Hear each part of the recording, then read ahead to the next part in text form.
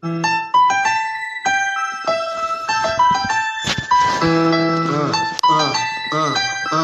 Democrats don't speak for me. Speak for me. Speak for me. Republicans can't speak for me.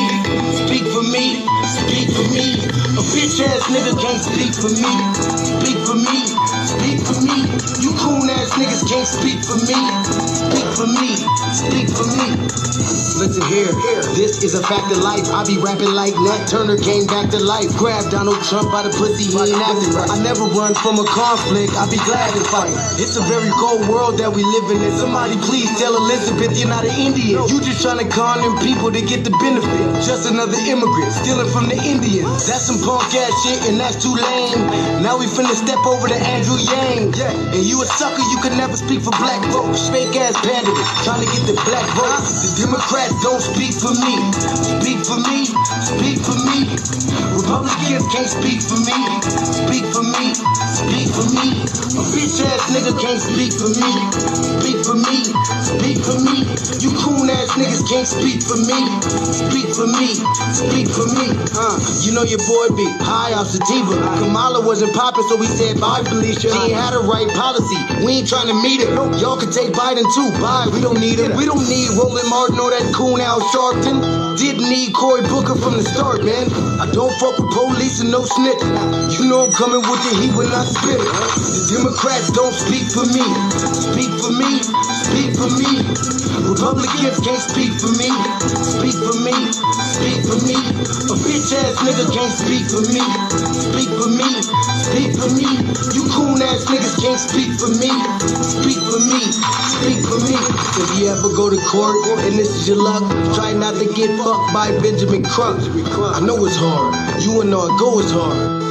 But who the fuck is Amy Cloak? Put her picture up on the bullseye and start throwing darts. People cut our organs out our bodies, that's a stolen heart. They can't save us from the flood like Noah's Ark. Black lives always matter, we finna go for ours. So then we savages, we don't need to pot the piss. Mike Bloomberg is suck dick with that stop and frisk, bitch. You ain't speaking for us, we don't know you. Bernie Sanders, they get your funky ass on too. The Democrats don't speak for me. Speak for me. Speak for me. Republicans can't speak for me. Speak for me. Speak for me. A bitch ass nigga can't speak for me. Speak for me. Speak for me. You coon ass niggas can't speak for me. Speak for me. Speak for me.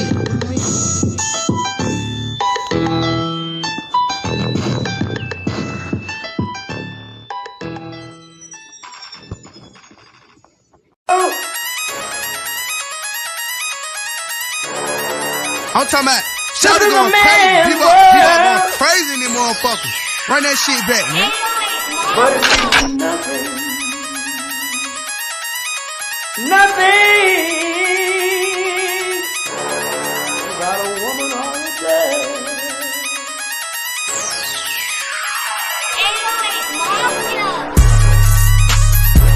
Man made the car.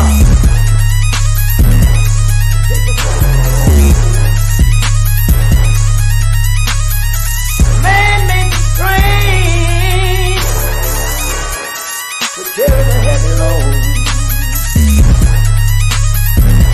Man made the electrolyte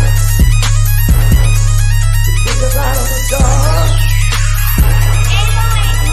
Man made the boat for the water like the 7-millimeter. Man thinks about a little bit of baby girl and a baby boy. Man make them happy because man make them sorry. But after man make everything we can, do you know that man makes money?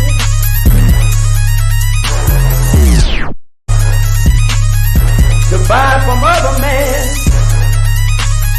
This is a man's world.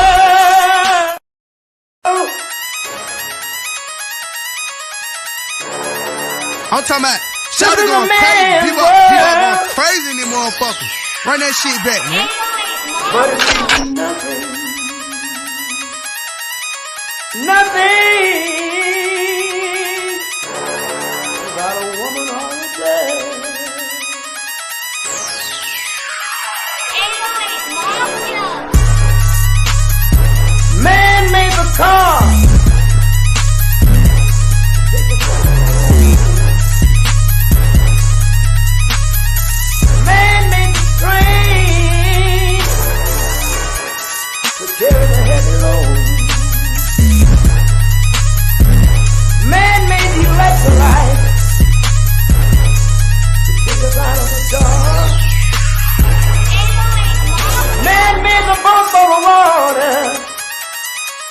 Like this baby know me now.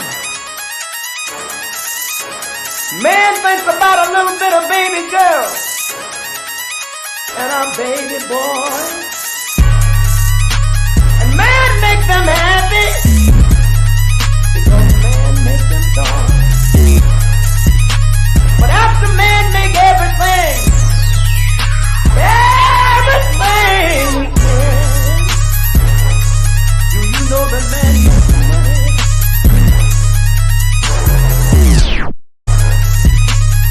To buy from other men.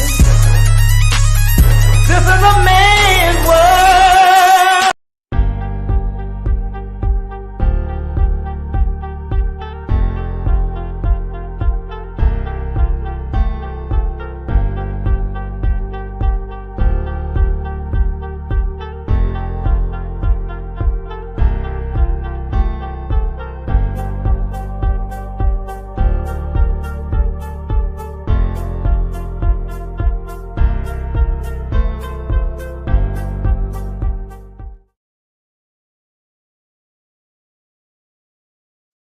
Good evening. Good evening. Thank y'all for tuning in to another episode of the Front Line Blacc News. This is season 4, episode 6, part 2 of the Front Line Blacc News. It looks like we're going to be solo dolo tonight. We're not over here. I rest. You don't want to get sick, y'all. You guys talking about me being sick. Trying to get some rest. Yeah, I can't fight off colds as I used to. I'm just I'm here. I'm listening. Okay. I'm just resting my bad hip. Just switch sides. I'm here. Okay. Thank you, Lady Che, our other host. And then we have our West Coast correspondent who will not be joining us tonight. He is on the road, so we wish him safe travels. And on this season 4, episode 6, part 2 of the Frontline Blacc News, we'll be discussing several things. The first thing is the ambush killing of a young black man by the name of Roger Fortson, who was in the Navy. He was murdered recently, and it was clearly an ambush, so we're going to touch on that. And then we got cops catch Rampaging man who fatally stabbed black teen scholar with sword. Let me tell y'all, we're in a race war, y'all. We're not playing. So they called him a rampaging man. This was clearly a white supremacist who thought he had a soft target with this black teen, and that he could just go around swinging a sword and killing people. So we got that, and then we got a teacher, a black teacher, I believe it's in Texas, faces backlash for allowing students to take his braids out during class. I believe they have since fired the brother, and the brother was on some weird shit from what I've gathered so far. So there's more to this story than what they're telling us. And then we got Black Twitter rallies behind the professor, the Columbia professor, who gave DJ Blad, the culture vulture, the rats, that work. So shout out to her, and shout out to Black Twitter for standing up for the sister against that culture vulture Fed agent. Then we got Princeton. My apologies. Princeton, not Columbia, but another Ivy League school. Threatens her job at Princeton over hip hop debate, meaning between Kendrick Lamar and Drake. Then we got Sleepy Jim Crow Biden, y'all president, because y'all voted for him in 2020. He is now planning to give billions of dollars in handouts. And you, black family, have been locked out. And here's why. Then we got that stymie-looking individual, that Shabaka was close to stymie-looking individual, Tim Scott, he was on The View recently, and he claims that he was attacked because he was the only black GOP senator on the stage. Then we got CBS Mornings host Gayle King. That's Gayle's homegirl, or Oprah's homegirl. Dragged for telling black coach she cheers for Caitlin Clark. And if we have time, some other news. Otherwise, we'll discuss it in part 3. But thank y'all for staying up late with us.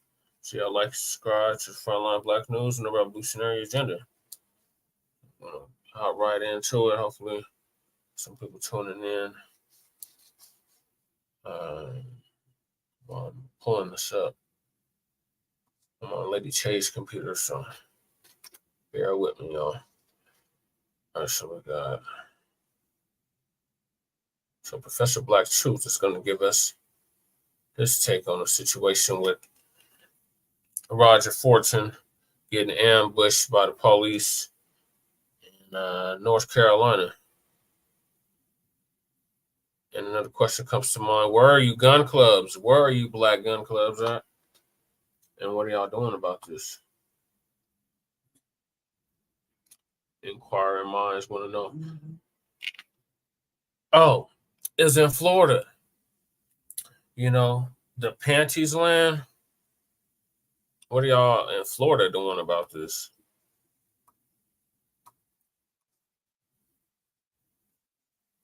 If you're not already subscribed to this YouTube channel, go ahead and hit the subscribe button now, along with the bell icon so you can be notified whenever a new video is posted.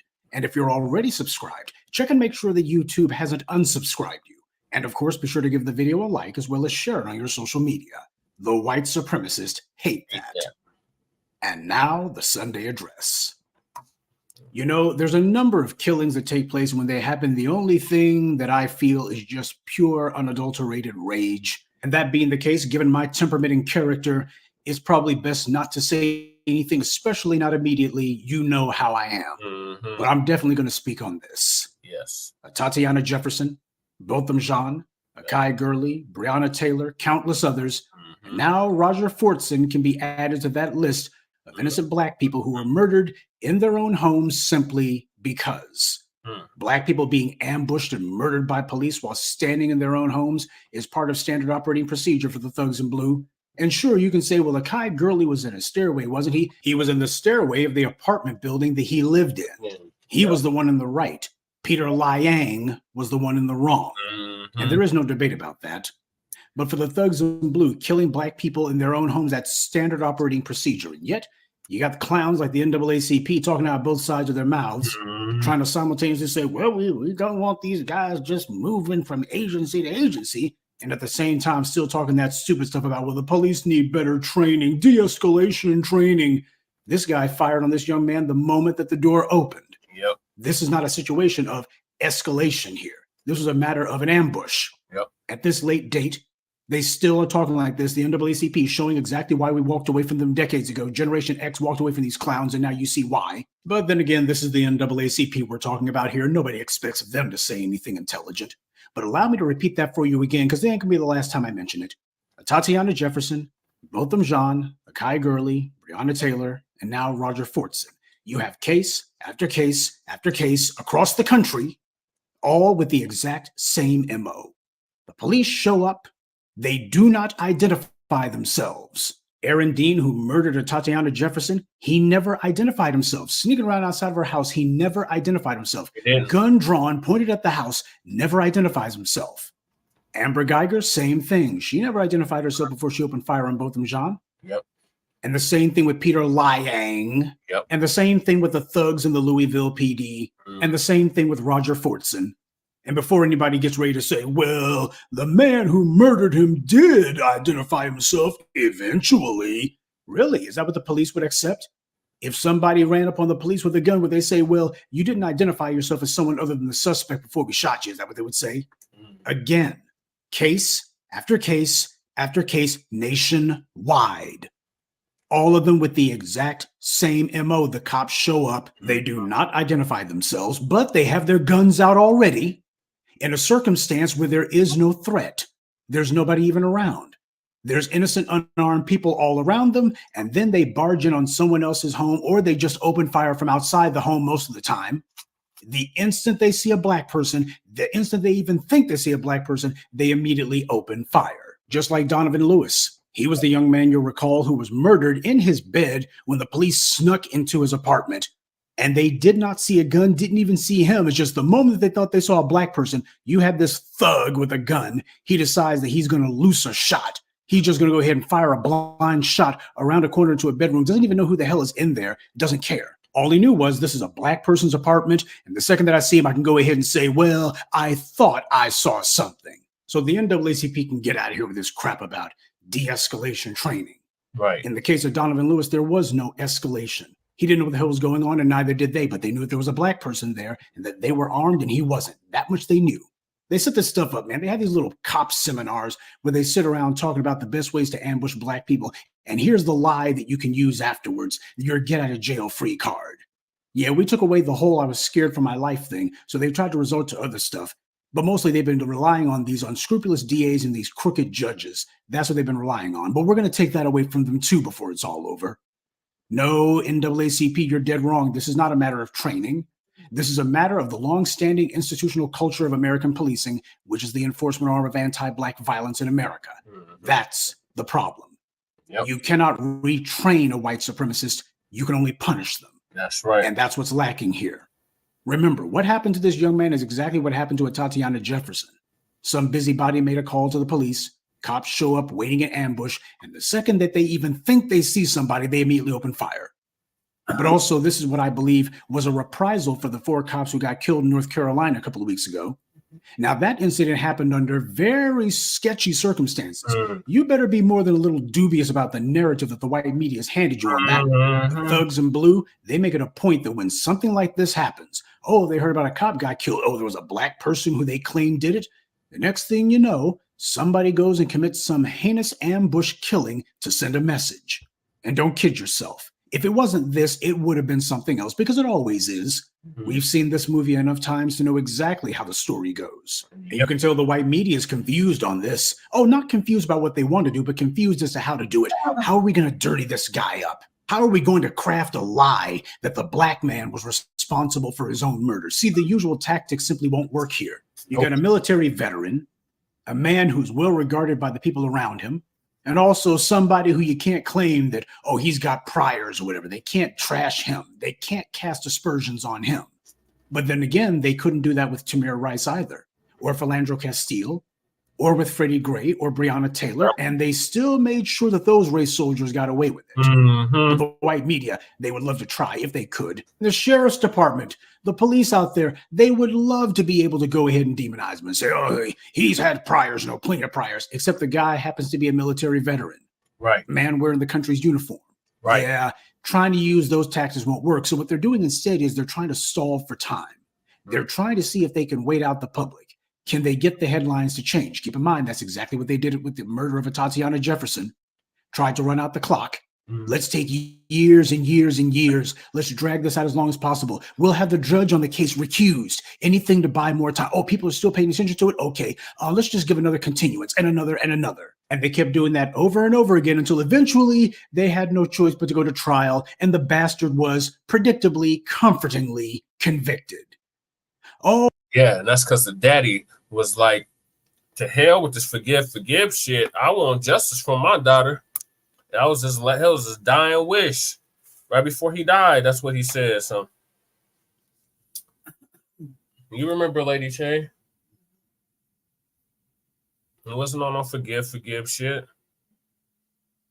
Oh, they thought to themselves that the public would forget, but the black grassroots never forgets. Never. Yeah, we keep those names alive, especially so people understand the tally of the murdered and who the murderers are. Right. Now, you got the family and their lawyers for Mr. Fortson, we'll get to them later, saying that the police went to the wrong address. Now, while that is certainly true, it's also irrelevant. This is not a case of they went to the wrong address. They go to wrong addresses all the time, and they don't shoot the first person that they see. He didn't pull that gun on that man by mistake. No. When he banged on the door, he did not identify himself. He covered the peephole. He stood off to the side. And by the time he finally bothered to say, hey, sheriff's department, whoever was inside that apartment would have had every justification to think that this is a thief or this is a setup for a home invasion. Mr. Fortson had every right to have his gun. Truth be told, I think there would have been something wrong with him if he hadn't. That race soldier instigated this. He did everything that he could to make it seem as if there's some stranger out here banging on the door, because it is. Mr. Fortson didn't know this guy. He did not identify himself, didn't do anything. He just shows up, bang, bang, bang, bang, bang, bang. Open up. He had his hand on his gun while he was standing there. That's not the behavior of somebody who doesn't want to kill someone. That's someone who's waiting for an opening. This is somebody who's doing this. I'm going to keep my hand on my gun. Now, if a white person answers the door, I'm going to say, what's the problem? But if I even think they're black, oh, I thought I saw something. Oh, how good. The guy had a gun. Well, I did kind of startle him now, didn't I? You know exactly what any common sense response would be. You're minding your own business. You're doing FaceTime with a family member or a girlfriend or whomever. And then out of the blue, someone starts banging on your door like they don't have any sense. That's meant to startle you. That's meant to get a fight or flight response. Right. So you go ahead and make sure you got protection with you. But finally, somebody says that they're with the sheriff's department. You have no obligation to actually put your sidearm away, especially considering the fact that these red states have given everyone the right to carry anywhere, anytime. And the place where you have the most right to carry is inside your own domicile. We'll continue with the moment of truth in just a moment. But first, a word from the official sponsor of Black Empowerment, Power Tools. There's no telling when something's going to come up. So make sure you carry your power tools at all times. You never know when you're going to need to bring the hammer down, or when you'll have some trash that needs to be blown away, or some obstacle that requires cutting down. Don't get caught empty-handed. Keep your hammer close by. Keep that leaf blower at the ready, and always carry your steel. Power tools. Because no matter what your day job or side hustle may be, there's no excuse for not being ready to put in some work. And yes, there do need to be laws and lawsuits regarding the people who call the police circumstances like this. Individuals who decide, let's go ahead and lead the police to who our intended victim is. Anytime there's a police-involved shooting, the case needs to be handled by a special prosecutor chosen by the victim, or in cases like this where the police murder someone, chosen by the family of the victim. But whoever is chosen to prosecute the case, it has to be somebody who is not one of the colleagues or co-workers of these killers. Because this is the reason why this stuff always goes unanswered. That's something that needs to happen. New laws need to be put on the books along with individuals who will actually enforce them. It's way past time civilized society got tough with these little race soldiers running around. And by the way, speaking of race soldiers, you got the sheriff out there still concealing the identity of the murderer. We in the black media told you that this was going to become part of the norm as we continue to put pressure on the enemy. We told you that they would go ahead and start deciding to do anything they could because they can't trust these juries anymore to throw the case. Oh, sure, it can still happen a lot, but they can't rest on it anymore. They can't depend on that anymore. So now it's a matter of fine then. We're going to have a complete media blackout. What they don't want is anyone to start digging up the dirty past of whoever the killer is. This is meant as a way to try to divert or otherwise dissipate public anger, the righteous anger that the public has to demand that justice be done. After all, you put pressure on the police department by pointing to exactly who it is who needs to be punished. The idea here is, well, there's not going to be an identity. It's just going to be some nameless, faceless individual. This is the exact same tactic that they used after the murder of Jordan Neely. They didn't say who Daniel Penny was. And they went like a week without saying that. They wanted to go several days. The white media was fully on board with that. There was a complete media blackout. You don't get that unless everybody's in collusion on this. And the same thing's happening here. They think that by concealing the killer's identity, that this is going to make it easier to bury his crime. It'll make it easier for this to all blow over because after all, people are demanding justice, but they don't know who it is who's supposed to be punished. That's the tactic here. Of course, this is Ron DeSantis' Florida, naturally. But I want to know right now, where the hell's the NRA at? Where are the gun nuts at for the white right? Where are the black bootlicks who shill for the white right and always talk about how important it is that, you know, those gun rights guys, they're talking about the black community too. We have a right to exercise our Second Amendment. Yeah, well, they should be the main ones demanding punishment too, shouldn't they? But they're not. You got a U.S. military veteran murdered in his own home by a thug with a badge. And here you got this man exercising his Second Amendment right. He has the right to answer the door with a gun. If the cops didn't like it, they can blame their own red state legislators for that. Now, whenever you play the video, what happens is this thug guns this young man down, and then after he shot him 5 or 6 times, says, "Drop the gun." And then later on, as he's bleeding out, he goes, "Stop moving." This is murder, plain and simple. And yet you got the thugs in blue down there in Florida circling the wagons. They're making it very clear. They know exactly what this is. Of course, it's murder. This is part of what they think of as pushing the envelope. Hey, these niggers have spent too long making sure that we're held accountable. Now we're going to do a murder that's just blatant. It's going to be just a completely and thoroughly naked murder. There is nothing else to be called. And we're going to say, well, there's not going to be anything that's done about it. That's what they're attempting to do here. Concealing the identity of the murderer, that's all part of it. But then again, the same way that the white right was totally silent when Philando Castile was murdered, they're silent now. So what does that tell you? This isn't about the Second Amendment. These white right-wingers want to make sure that black people, they understand, well, when we talk about Second Amendment rights, that doesn't mean you people. Oh, yeah, they'll send out a couple of black shills to say it. But the white ones who are actually the ones who put up the money and the ones who like to go lobby the legislatures and say, you better not touch those gun rights, where are they at to say Mr. Fortson's death is the perfect example of why it is that even the cops need to be reined in. You can't fire on someone even when they're holding a gun. You can only fire if they're pointing it at you. This happened in Florida because Ron DeSantis has spent years letting everyone know that he wants violence to be carried out against black people in Florida. That's why that mass murder of black Floridians happened last year. DeSantis has been using his office as a full-time advocacy forum for hatred and most of all to advocate for violence against black Floridians. And of course, the police are going to join in. And them months came out here. We had a whole rally behind you. Oh my God, I got a whole story behind this. Oh Lord, no. Let's switch up. Switch up for a second. He's almost done. With it, DeSantis takes pictures with them all the time, constantly tells them about how they're too reined in. I back you guys no matter what you do. Wink, wink, wink and a nod. He's constantly going to those guys and constantly letting them know, no matter what you get accused of, I'm on your side. That right there says everything. He doesn't need to spell it out after that. As soon as he makes it clear, hey, I'm with you guys no matter what you do. Yeah, okay, we all know what that means. When we get out here and kill some black people, he's on our side no matter what we do. So when I hear that the statewide investigation agency is supposed to be looking into this murder, I think it bears noting that the GOP-controlled legislature in Florida passed a law that lets DeSantis remove anyone in government office, including elected officials.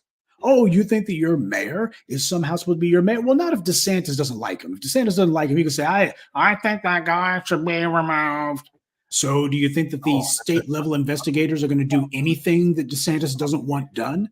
Yes. But then again, given the putrid track record of Merrick Garland's Justice Department, I'm not holding my breath for them to do any good here. Kristen Clark looks for reasons not to bring cases against the police or against anyone else who murders black people. So these types of ambushes are what the thugs in blue are doing next, and going to be a lot more of it if they can help it. Now more than ever, black people need to be prepared to protect themselves. Right. The politicians are the ones who encourage this violence. So it's not going to stop until black people make it clear in completely unequivocal terms that this violence will not be tolerated. All time. And yes, I know Mushmouth Crump is out there, but he was also buzzing around during the efforts to punish Ahmaud Arbery's murderers too. So we've had an impact in forcing him to stop aggressively pushing these families into saying, we forgive the murderers. He had to fall back with all that. However, this isn't about him. This is about the police who are making it a clear pattern. This is part of the plan. There's an agenda. There's a program at work here. And that is, whenever you go to a place that black people reside at, if you're hanging around outside, stalking around outside, you just make sure the first person you see you shoot. It doesn't matter if it's a man, woman, or a child, preferably a child. And if you actually can't get them at the outside of the house, then as soon as someone answers the door, open fire on them. That's what they did with Breonna Taylor. That's what they did with this young man. Okay, well, if they don't go for that one, then when you get inside the place, go ahead and shoot them then. Like they did with Botham Jean and like they did with Donovan Lewis. Because when it comes to the thugs in blue, they're not looking for a reason to kill a black person. They're not even looking for an opportunity to kill a black person. They're just looking for a black person to kill. Good day and be one. I'd like to take a moment to mention some of our contributors. James Dinkins, Morris Bodden, Sakina Collins, Daryl Fuller, and Anthony Pollard. Salute to them and thank you to everyone for listening, liking, and sharing this message. Black empowerment only exists because of you. Are you sick of having issues with your webinars, wasting tons of time on troubleshooting with attendees? All of a sudden. Okay, that's our next topic. Okay. I think that's our next topic. Okay, you got it all in the queue, right? Yeah. All right, damn. Oh, actually, our next topic is something else. But yeah, go ahead, Lady Che. Hold it down.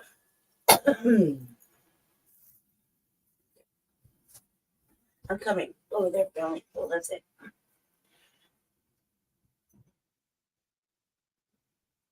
I almost slid off my own bed. Okay.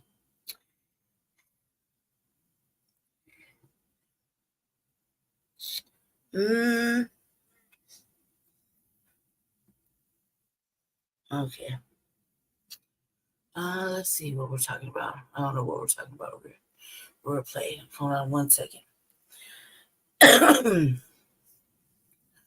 see where my class is at. All right. Wait.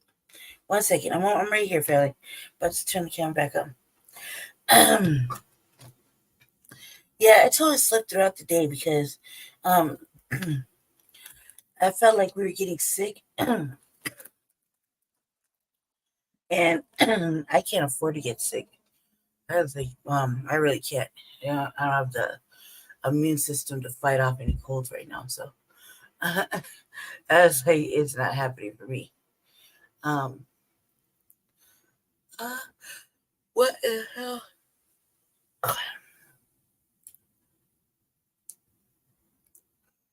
Okay. All right, so okay. Yeah, I'm back. Let me see. See what this looks like right here.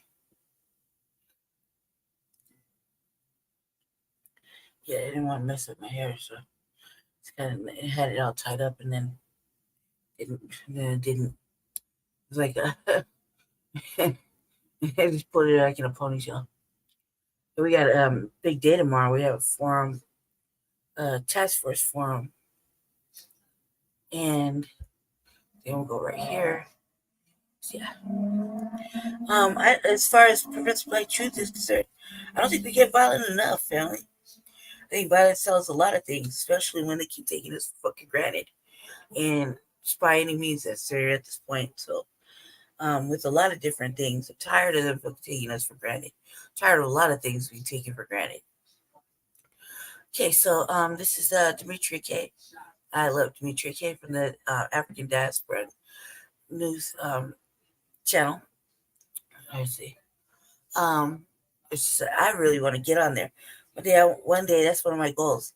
One day, I was going to be I want to be a news broadcaster like the one I'm doing now. I want to be on this channel too. I have a couple of goals. All right, so it says a journalist says that Biden has done a lot for black men and that they're not leaving the party. That's a goddamn lie. But let's just play this and see what happens. In 2024, black male voters, I should say, have become very important to the Democratic Party. And we also know that with the Democratic Party comes the Democratic shills. Now, this particular shill I'm about to tell you about is named Antoine Seawright, and he writes for the Griot. Now, it's an opinion piece, and I want to emphasize opinion.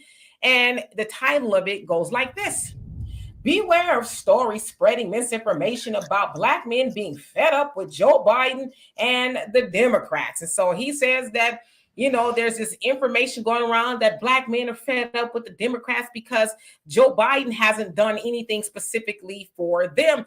And he goes about saying how he's gone into these barbershops and he's talking to different people, and black men especially, and he's not really getting that sentiment. So basically, an article that he read making that claim that black men are fed up is not necessarily true. Now I'm going to read to y'all some of the things that he cited as to why it just cannot be true that black men are fed up with Joe Biden and the Democrats. He starts off by saying this: the reality is that President Biden has delivered. He has signed more than 24 executive orders to deliver $146 billion in student loan debt relief for 4 million Americans. They must have forgotten how President Biden cut undergraduate loan payments in half and helped drop monthly payments for millions of borrowers down to zero. He must not know that earlier this month, President Biden laid out a plan that will expand that student debt relief to more than 30 million Americans. Well, how many of those are Black men? See, you're doing this blanket, everybody, all lives matter type of stuff. I wanted you to talk specifically about Black men. How many Black men did that student loan debt relief help, right? Because I know a lot of Black men that are not in college and do not have student loan debt. So how do they benefit from that, Antoine? Oh, you left that part out. But let me go on to some other stuff that he cited as to why Black men are not leaving Joe Biden and the Democrats. He says, what about police reform? I hear you asking. Well, despite what the article tells us, President Biden has delivered there too. Let's start with the fact that in October 2022, President Biden announced that he was pardoning all federal offenses for simple marijuana possession and calling on governors in every state to do the same. He also started the process for broader decriminalization and rescheduling of marijuana under federal law. But that doesn't matter in this article, does it? So, right, he did call for it on the federal level to be gotten rid of. But as he also said, he called on the governors in the states to do it. He can't make them do it. And we know that Black men are affected more on a state level than a federal level. So what he should have said is, while Joe Biden is asking those state governors to do it, he has no power. And a lot of those state governors are not going to change their stance on the marijuana laws that disproportionately affect Black men more than anybody else. But nice try there, Antoine. Let me go on. He also says, how about when President Biden banned chokeholds and no-knock warrants from federal law enforcement? Does that count? What about signing the Emmett Till Anti-Lynching Act to make lynching a federal crime for the first time in history, or creating a national database to track law enforcement misconduct? Maybe President Biden should direct the Department of Justice to go after these brutal cops and departments in cities like Mount Vernon, Louisville, Phoenix, and Minneapolis. But wait, President Biden did that too. So he's talking about the chokeholds. He only has control over the federal level. So unless you're being put in the chokehold by the FBI, CIA, Border Patrol, which I'm not saying they cannot do that or have not done that, they don't do it more than they do on a state level. Joe Biden has no control over that. And let's talk about the Emmett Till Anti-Lynching Act. Well, ain't lynching already Capital One punishment? So them adding that extra thing on it, and that's not just for us or for Black men. There's other people that could potentially be lynched. But again, that's a federal law that's already doubling on top of a Capital One punishment, if you will. So it's smoke and mirrors. But again, has that stopped chokeholds? It has not. We could go really within the last week or so from this recording and find a Black man that has been choked or murdered by the police officers in a very nefarious way. So even with that law, it doesn't stop it from happening. No, that there's not going to be a white supremacist that's afraid of that law. So again, it does not help Black men. But try again, Antoine. Let's finish this off. He also says, and don't get me started. Why do you have to? If you're not already subscribed to this YouTube channel, go ahead and hit the subscribe button now, along with the bell icon, so you can be notified whenever a new video is posted. And if you're already subscribed, check and make sure that YouTube hasn't unsubscribed you. And of course, be sure to give the video a like, as well as share it on your social media. The white supremacists hate that. And now, the Sunday address. Can you get out of my face? You know, there's a number of killings that take place. When they happen, the only thing that I feel is just pure, unadulterated rage. And that being the case, given my temperament and character, is probably suits regarding the people who call the police circumstances like this. Individuals who decide, let's go ahead and lead the police to who our intended victim is. Anytime there's a police-involved shooting, the case needs to be handled by a special prosecutor chosen by the victim, or in cases like this where the police murder someone, chosen by the family of the victim. But whoever is chosen to prosecute the case, it has to be somebody who is not one of the colleagues or co-workers of these killers. Because this is the reason why this stuff always goes unanswered. That's something that needs to happen. New laws need to be put on the books, along with individuals who will actually enforce them. It's way past time civilized society got tough with these little race soldiers running around. And by the way, speaking of race soldiers, you got the sheriff out there still concealing the identity of the murderer. We in the black media told you that this was going to become part of the norm as we continue to put pressure on the enemy. We told you that they would go ahead and start deciding to do anything that they could because they can't trust these juries anymore to throw the case. Oh, sure, it can still happen a lot, but they can't rest on it anymore. They can't depend on that anymore. So now it's a matter of fine then. We're going to have a complete media blackout. What they don't want is anyone to start digging up the dirty past of whoever the killer is. This is meant as a way to try to divert or otherwise dissipate public anger, the righteous anger that the public has to demand that justice be done. After all, you put pressure on the police department by pointing to exactly who it is who needs to be punished. The idea here is, well, there's not going to be an identity. It's just going to be some nameless, faceless individual. This is the exact same tactic that they used after the murder of Jordan Neely. They didn't say who Daniel Penny was. And they went like a week without saying that. They wanted to go several days. The white media was fully on board with that. There was a complete media blackout. You don't get that unless everybody's in collusion on this. That's what you're talking about. And the same thing's happening here. They think that by concealing the killer's identity, that this is going to make it easier to bury his crime. It'll make it easier for this to all blow over. Because after all, people are demanding justice, but they don't know who it is who's supposed to be punished. That's the tactic here. Of course, this is Ron DeSantis' Florida, naturally. But I want to know right now, where the hell's the NRA at? Where are the gun nuts at for the white right? Where are the black bootlicks who shill for the white right and always talk about how important it is that, those gun rights guys, they're talking about the black community too. We have a right to exercise our Second Amendment. Yeah, well, they should be the main ones demanding punishment too, shouldn't they? But they're not. You got a U.S. military veteran murdered in his own home by a thug with a badge. And here you got this man exercising his Second Amendment right. He has the right to answer the door with a gun. If the cops didn't like it, they can blame their own red state legislators for that. Now, whenever you play the video, what happens is this thug guns this young man down, and then after he shot him 5 or 6 times, says, "Drop the gun." And then later on, as he's bleeding out, he goes, "Stop moving." This is murder, plain and simple. And yet you got the thugs in blue down there in Florida circling the wagons. They're making it very clear. They know exactly what this is. Of course it's murder. This is part of what they think of as pushing the envelope. Hey, these niggers have spent too long making sure that we're held accountable. Now we're going to do a murder that's just blatant. It's going to be just a completely and thoroughly naked murder. There is nothing else to be called. And we're going to say, well, there's not going to be anything that's done about it. That's what they're attempting to do here. Concealing the identity of the murderer, that's all part of it.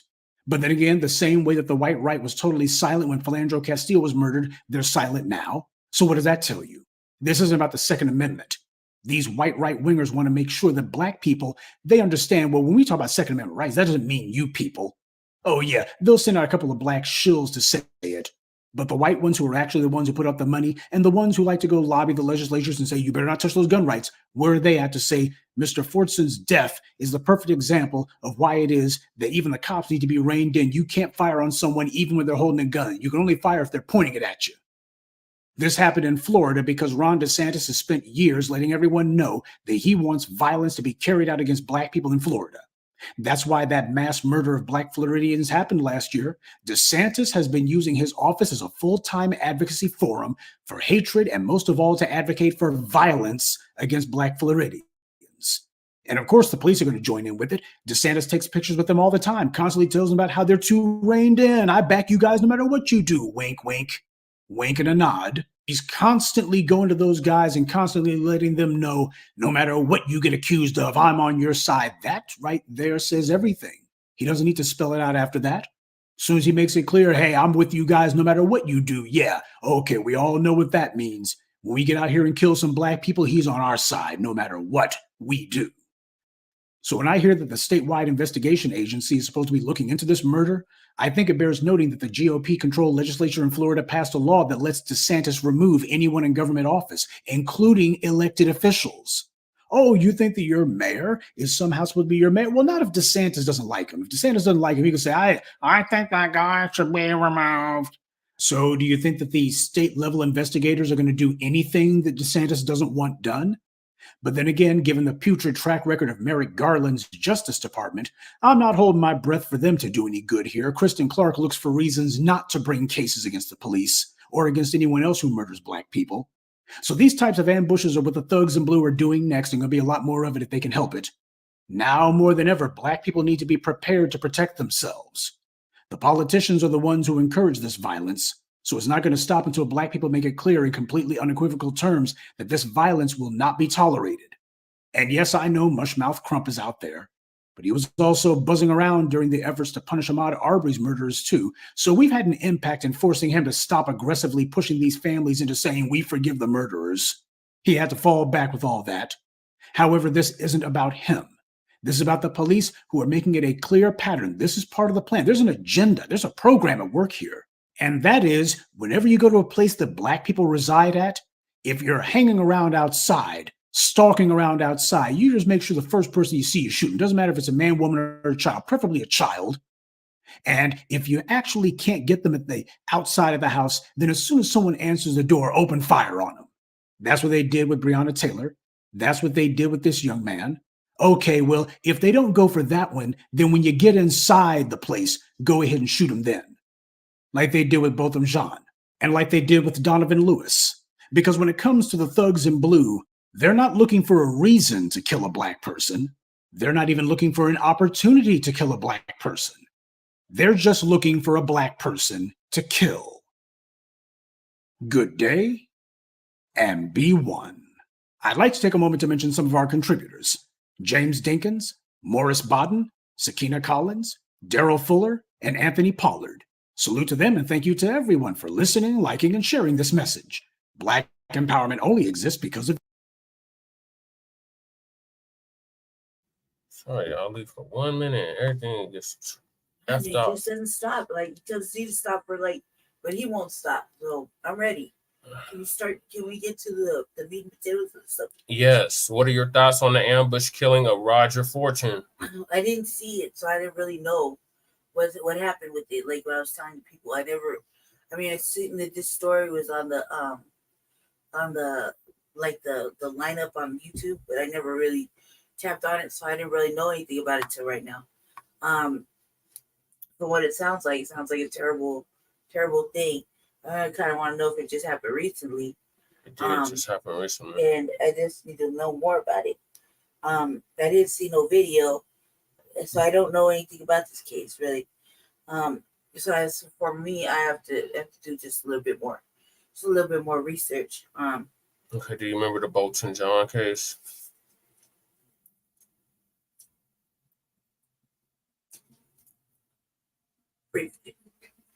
You can't hold it against us.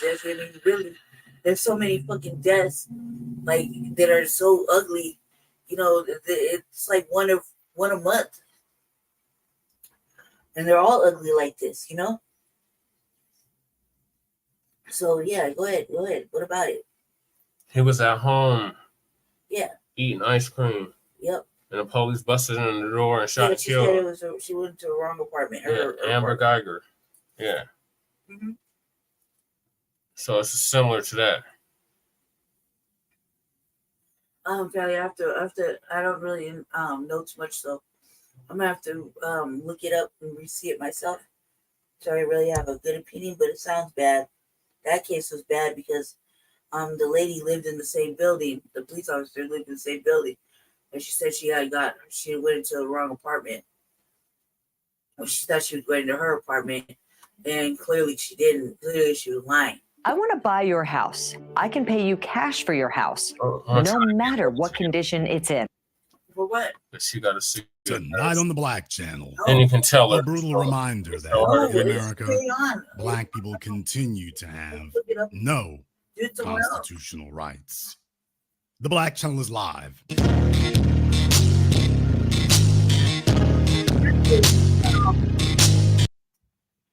When a law enforcement agency what are you doing? accepts that they're in the wrong and they can't defend themselves, they don't release the footage. Remember? They have control over it.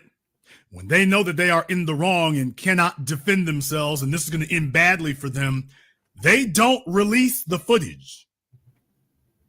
You got to fight them for months or years to get the footage out of them. Even after you've taken them to court, you got to fight to do that. When they think that they've got the events and the facts on their side, or they think they can get away with it, they go ahead and they release the footage early. That's what I'm trying to tell you. Hey, twins in the building. Oh, twin. Sorry, well, you're probably. Did you catch that part?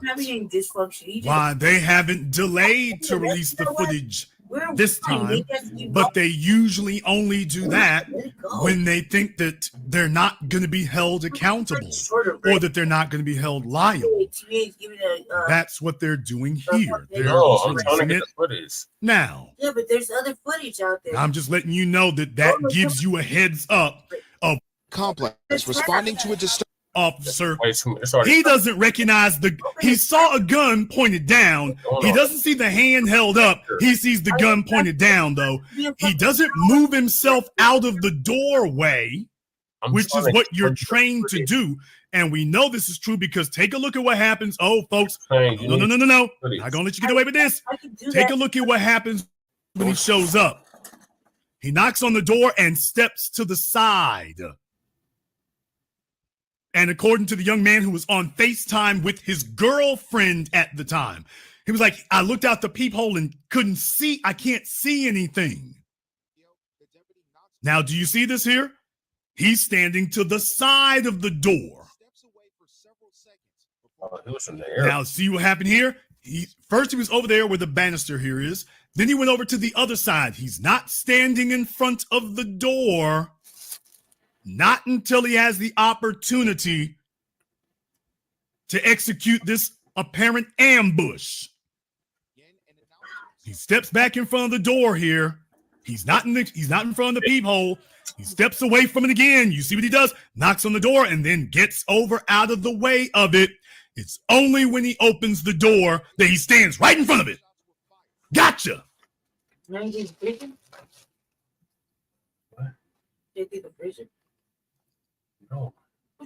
Exactly what he was waiting for. Now that we got that out of the way, as soon as you open the door, there you go. There you go. What we're looking at. Now I've got you.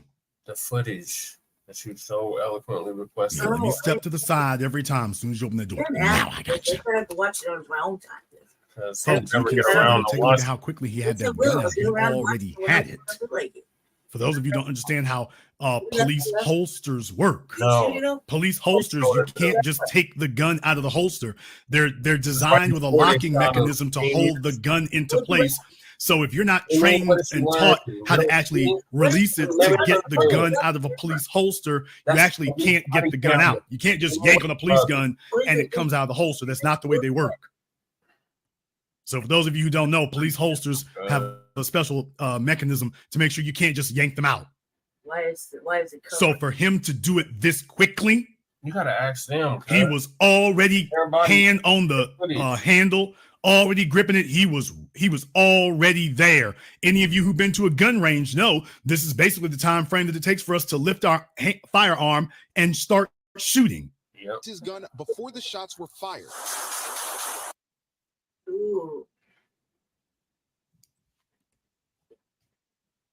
That looks like murder to me. I won't play that again. OCSO says the deputy acted in self-defense after seeing the gun. Meanwhile, it's more than just murder. I want you all to just know that, by the way, now I played that for you all several times, and after you seeing that several times, and after you observing that several times, they told you that immediately. Well, self-defense. Everything where it need to be, self-defense right there. It's murder. No issues here, self-defense. Just immediately, folks, reflexively, immediately. Self-defense. Murder. Looks like murder. They were already saying that one. Looks like murder. Clean shoot. All right, I'm done. I gave my answer, everybody. When folks sit up here and try to bring up, oh, they got a criminal record, as if that means a damn thing. When folks try to sit up here and bring up, oh, well, it was dark, as if that means a damn thing. If folks try to bring up they were armed, as if that means a damn thing. I just want you to understand. They're always going to say that. Always.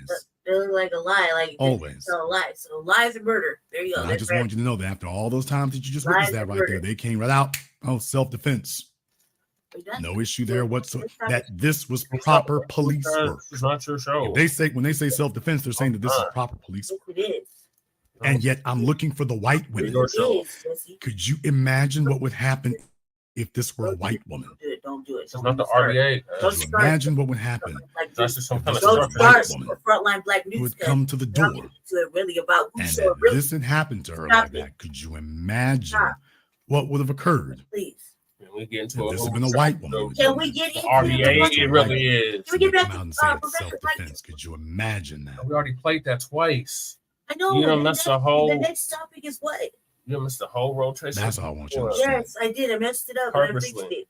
So can we go back to what it was? Nobody is giving you a justification for it. There's I messed up. Self-defense, defense against so where are we at now? You want to see the footage? Defense against no, I That's didn't. where we're at now. No, I didn't, Jesse. I want to see it later. Family is asking for the sheriff's office to clear his name, which Sheriff Aiden promised would happen pending an investigation. I need you to get his reputation right. I know my son did not do anything to you guys. Clear Rogers' name. Clear Rogers' name. Another cop. Jail that cop. Jail that cop. Okay, now I've got a better one for you there, Ben. Got a better one for you there. Jail him.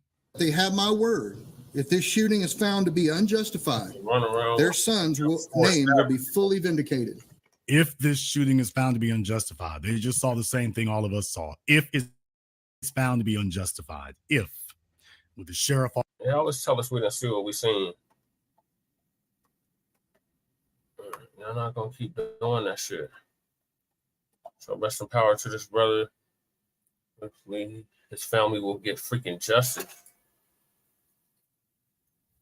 And we're gonna see to it. So I'm gonna move us along because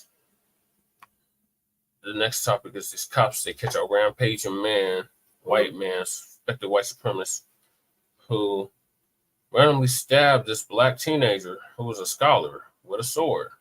Hell no. Are you tired of dealing with worn-out windows that don't seal, leak, or are hard to open? A 14-year-old scholar stabbed by a white male. This is some of the footage of them trying to subdue him. Here it is.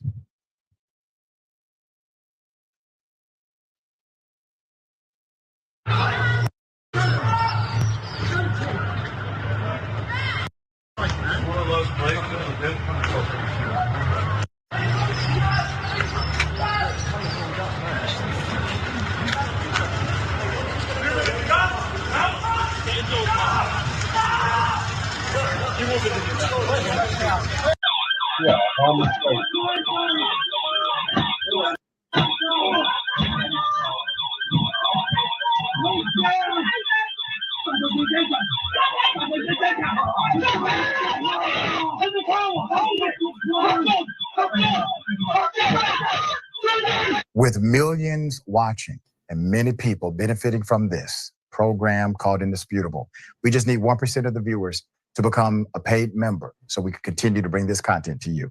Now back to the show. Put it up full mass.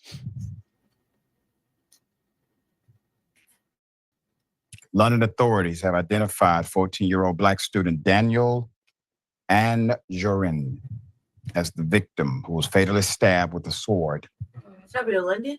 in what's being called a random attack as he walked to school on April 30th. The rampage by 36-year-old Marcus Aurelio Monzo left 4 others wounded, including 2 police officers who were expected to survive despite dangerous, serious injuries.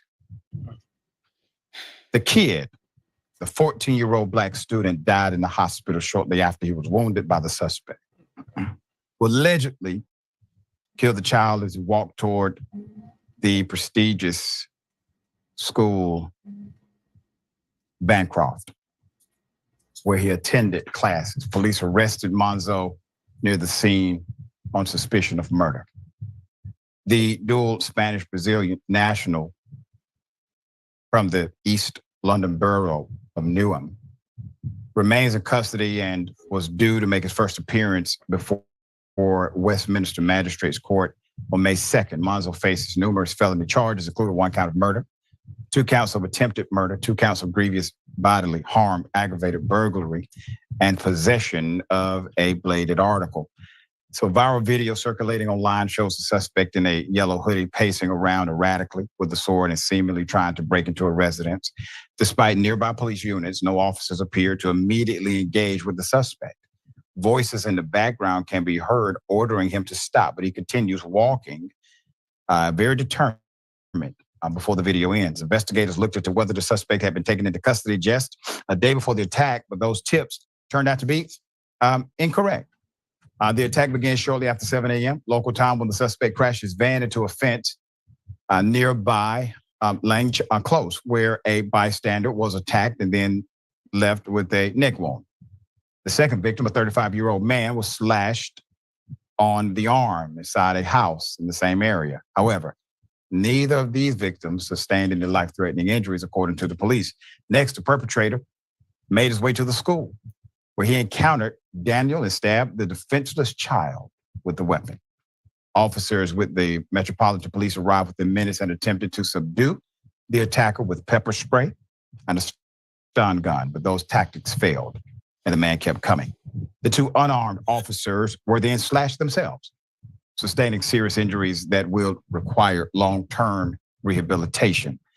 One of the officers, a woman, nearly lost her hand in the attack, according to reports. Notably, no shots were fired to stop the suspect, who got away briefly, but was soon surrounded by more officers in Thurlow Gardens, where a taser was used to finally take him down. So even in London, they give him a kid. Daniel's death was the second tragedy in less than a year for that same school, which already mourned the loss of Grace O'Malley Kumar, a former student who was killed in what was also called a random stabbing attack in Nottingham, June 2023.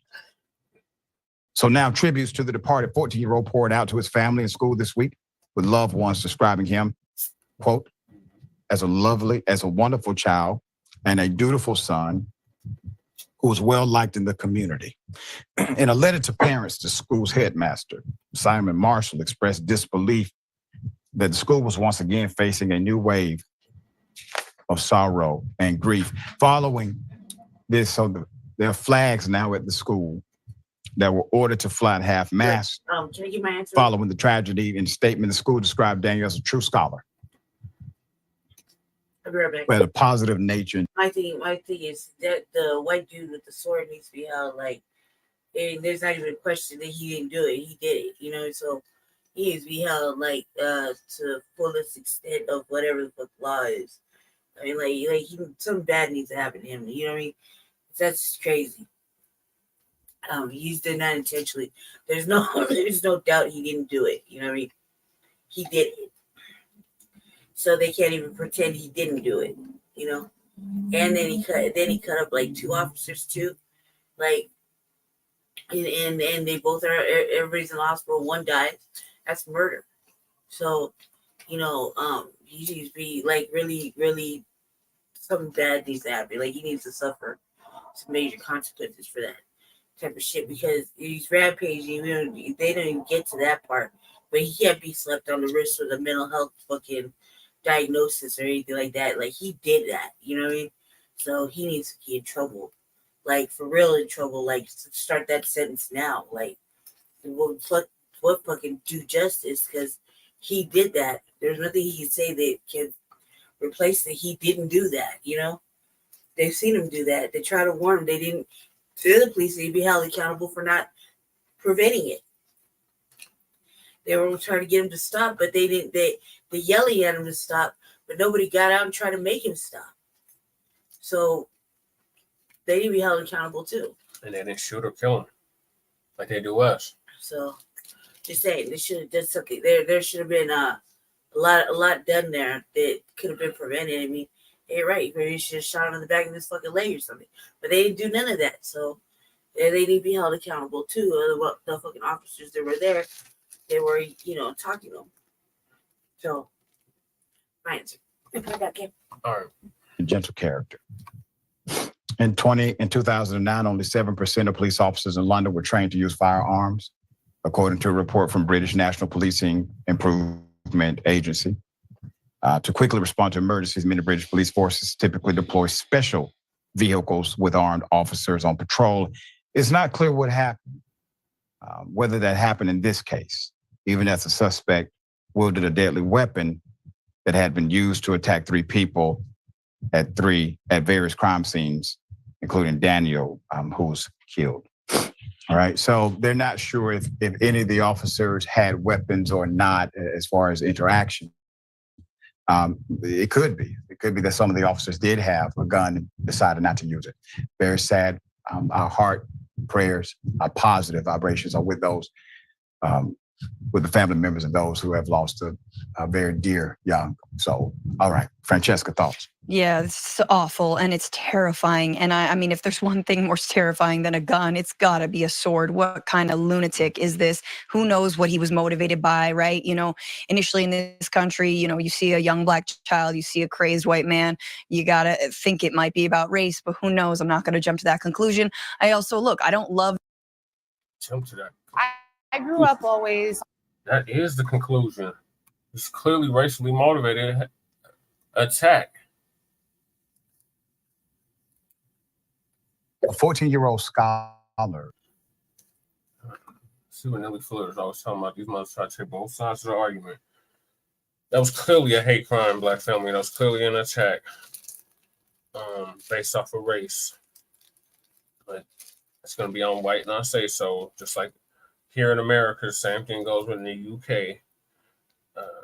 They're going to have to prove beyond a reasonable doubt that he did it, even though the camera clearly sees that he did it. Shows they clearly did it, and the response with us would have been completely different. If we were out there wielding a damn sword, you think we would still be alive, even in the UK? Hell no. So it just goes to show you that this is a global system of racism and white supremacy, and it controls all 9 areas of human activity. Shout out to Nelly Fuller, and that is economics, that is education, that is entertainment, that is labor, law, politics, sex, war, and religion, and some say health and nutrition. So 9, 10 areas of human activity. It's a global system, black family. So this young brother had his whole life ahead of him, and now he's gone because of these stupid white supremacists who was probably on 4chan and Reddit and all that other shit. He decided to actually go out with the plan that he had been talking about on Stormfront or whatever. And they do need to charge him with multiple murders, premeditation, attempted murder. He should never ever see the outside period ever again in life. But I know things are slightly different over in the UK, not 100%, but he should definitely be under a jail for the rest of his life, if not killed outright. I don't know exactly what the death penalty is out there, but I know they've been trying to outlaw it here in the United States. I think they still practice that shit in the UK, so he needs to definitely get juiced or chaired or whatever the fuck. Like they did George Stinney out here, the youngest person, period, to be executed. Mexicans in the damn alley, Venezuelans, whatever the fuck.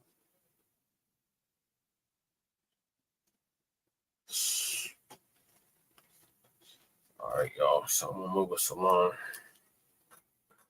Okay, that's my whole train of thought up. Okay. The next topic is the black teacher, who faces backlash and was just recently fired for allowing his female students to take his braids out during class. I guess he had a important interview or photo shoot or something, and he didn't prepare his time correctly. His time management was horrible, and at the last minute, he had his students, several of his female students, assisting with taking his braids down. So, Sister Demetria K. So give us the update on that.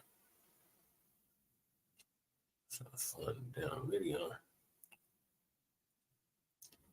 Sorry, like everything's all discombobulated over here. My computer's there with me, y'all. Make sure y'all hit that like and subscribe. The Front Line Blacc News and the Revolutionary Agenda. I don't think I have it in this queue. This is weird. So yeah, thoughts and prayers definitely go out to the family. And the family better be calling it what it is. Racism, white supremacy. They killed my baby because he was black.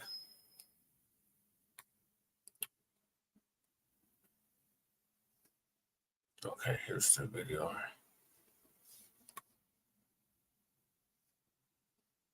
This is a long video.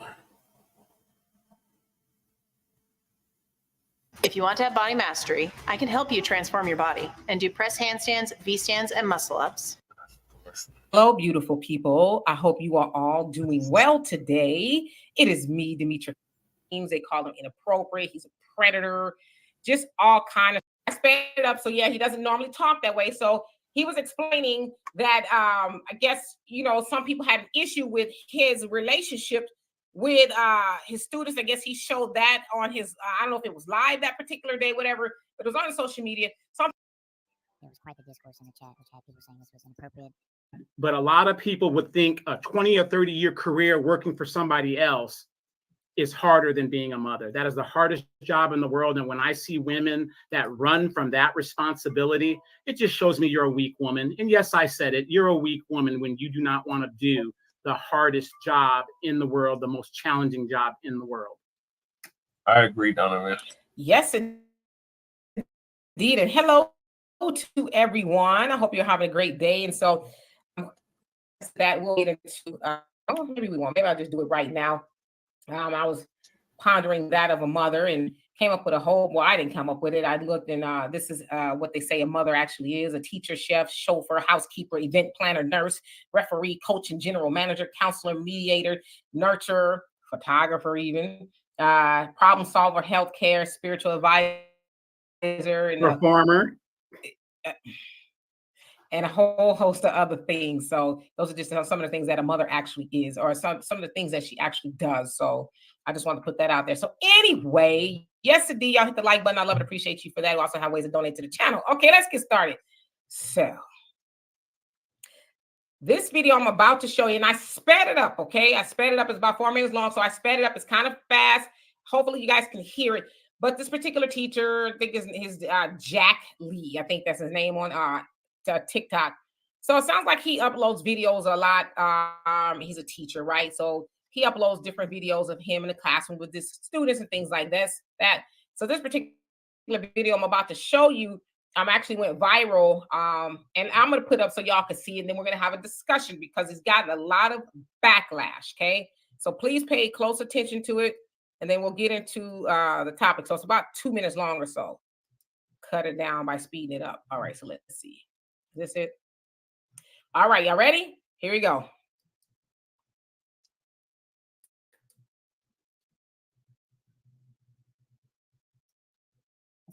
Shall we?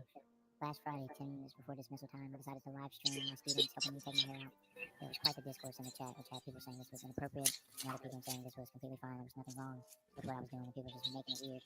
So, of course, I had to bring this issue to the big stage. I would like to represent myself in this case, Your Honor, if I may. Number one, for a little context, I had a hair appointment immediately after school, and I needed my hair taken out beforehand. I would have taken it out the night before, but that Friday we had a camera crew coming in to shoot a promotional video, and I was one of the ones being interviewed.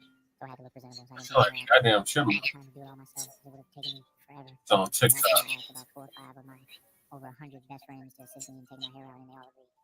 Number 2, this was at the end of class. This week we were doing stem cell presentations. Since it was Friday and all of my students did an excellent job on their stem cell projects and presentations, I told them if we did one solid presentation in this class, I'll end class a little early, and they can have fun and play basketball, darts, or be on their phones or whatever. And during that time, my team would help me take my hair out. A couple of these were students from my class, but others were students from other classes. I would all of them a pass at the beginning of the class period, requesting their assistance 10 minutes before dismissal. I told the teachers only send them if all of their work was completed and they had good behavior. They all met the criteria, so 10 minutes before dismissal, they showed up for the job. My next point I'd like to make is if I was a female teacher, those people wouldn't be in the comments saying, oh, this is weird, this is inappropriate. Because me personally, I don't think there's anything weird about this. People saying, oh, that's too intimate. To me, it's literally just hair. It doesn't have to be weird. Some people have never had cool teachers, and it shows. I personally believe that building authentic relationships with students is paramount in being an effective teacher. I make sure my students know and can feel that I care about them beyond the schoolwork and all the stuff that I have to make them do. I take the time to get to know my students outside of academics, because caring for the whole child is what's important. Some of these students have been with me since I was a substitute 4 years ago. They see me as a big brother or a father figure, as some of them say. And me, I don't want kids of my own, so all of these kids are literally my children. In case you're wondering about their parents, most of them follow me on social media and always talk about my videos with their kids. They always tell me that they're so grateful that their kids have someone like me in their life. In my admin, they're well aware of my social media presence and they love my videos. To me, this is just another wholesome moment that I'm having with my kids that I was fortunate enough to catch on film. Since I'm a science teacher, one thing that I teach my students about is symbiosis. Symbiosis deals with the relationships between organisms. The type of relationship that I like to foster in my class is mutualism, or mutualistic relationship, which means both organisms benefit from the exchange. So when my students have good behavior, complete all their assignments, and do everything that a scholar is supposed to do, I reward them with downtime and just time to just be. Play games, gossip, so on and so forth. My students and I work hard and we play hard. I'm fortunate enough to have students that feel safe and comfortable around me. Safe to come to me with their problems, their frustrations. They come to me seeking guidance and wisdom. What? Simply to chill and out because they know that they have That's how he around me. That's how he recorded it on TikTok. Teacher I wish I had growing up. I strive to be the teacher that makes my inner child happy. Did it slow down ever? I want to be the teacher. Oh, that's how he recorded it. 20, 30 years down the line and think like, dang, that teacher I had in middle school, he was this shit. No further. Okay, so I'm going to remove that. So that teacher right there, he was, and it was, I sped it up. So yeah, he doesn't normally talk that way. So he was explaining that, I guess, you know, some people have an issue with his relationship with his students. I guess he showed that on his, I don't know if it was live that particular day, whatever, but it was on his social media. Some people took exception. Now he also said that his parents, his teachers, I mean, the students' parents know about it. A lot of the parents follow him on social media. Just all of his students, you know, love him. The parents love him. He's a science teacher. So he has a really close relationship with his students. Now, of course, you guys know that he got a lot of backlash. People are calling him inappropriate, predators, just you name it, right? So it sounds like he's suspended, not fired. He got suspended due to all the backlash online and things like that. And so I'm going to actually show y'all another video, short one. Y'all can actually hear how he sounds. I broke it down as well.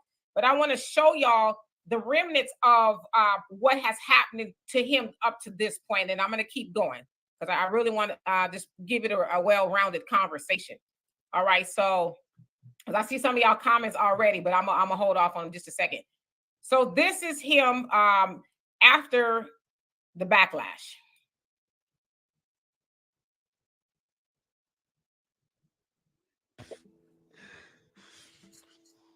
Remember your Bruce Lee quote.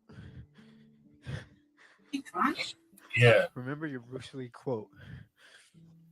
Can't wait for your return. P.S. Your Air Maxes are in the boys' locker room. I seen them today after practice, and I didn't know what to do with them, so I just put them in there. My Bruce Lee quote is, if you have an emotional reaction to anything someone says or does to you, means that person can control you. And you should not be controlled by anyone. Okay, so that video also was, kind of long, but I cut it down just to give you a snippet of and what he has been deduced to, and I use that word lightly. I'm going to also show y'all something else. I want to give y'all just something to think about as I continue to speak here. So let's see here. Yeah, that's some real sketchy stuff. Put something else up. I didn't see the first part. What did he do? What did they say he did? No, what did they say he did? Just give me the breakdown, Jesus. So, and I'm going to get to the comments in just a second.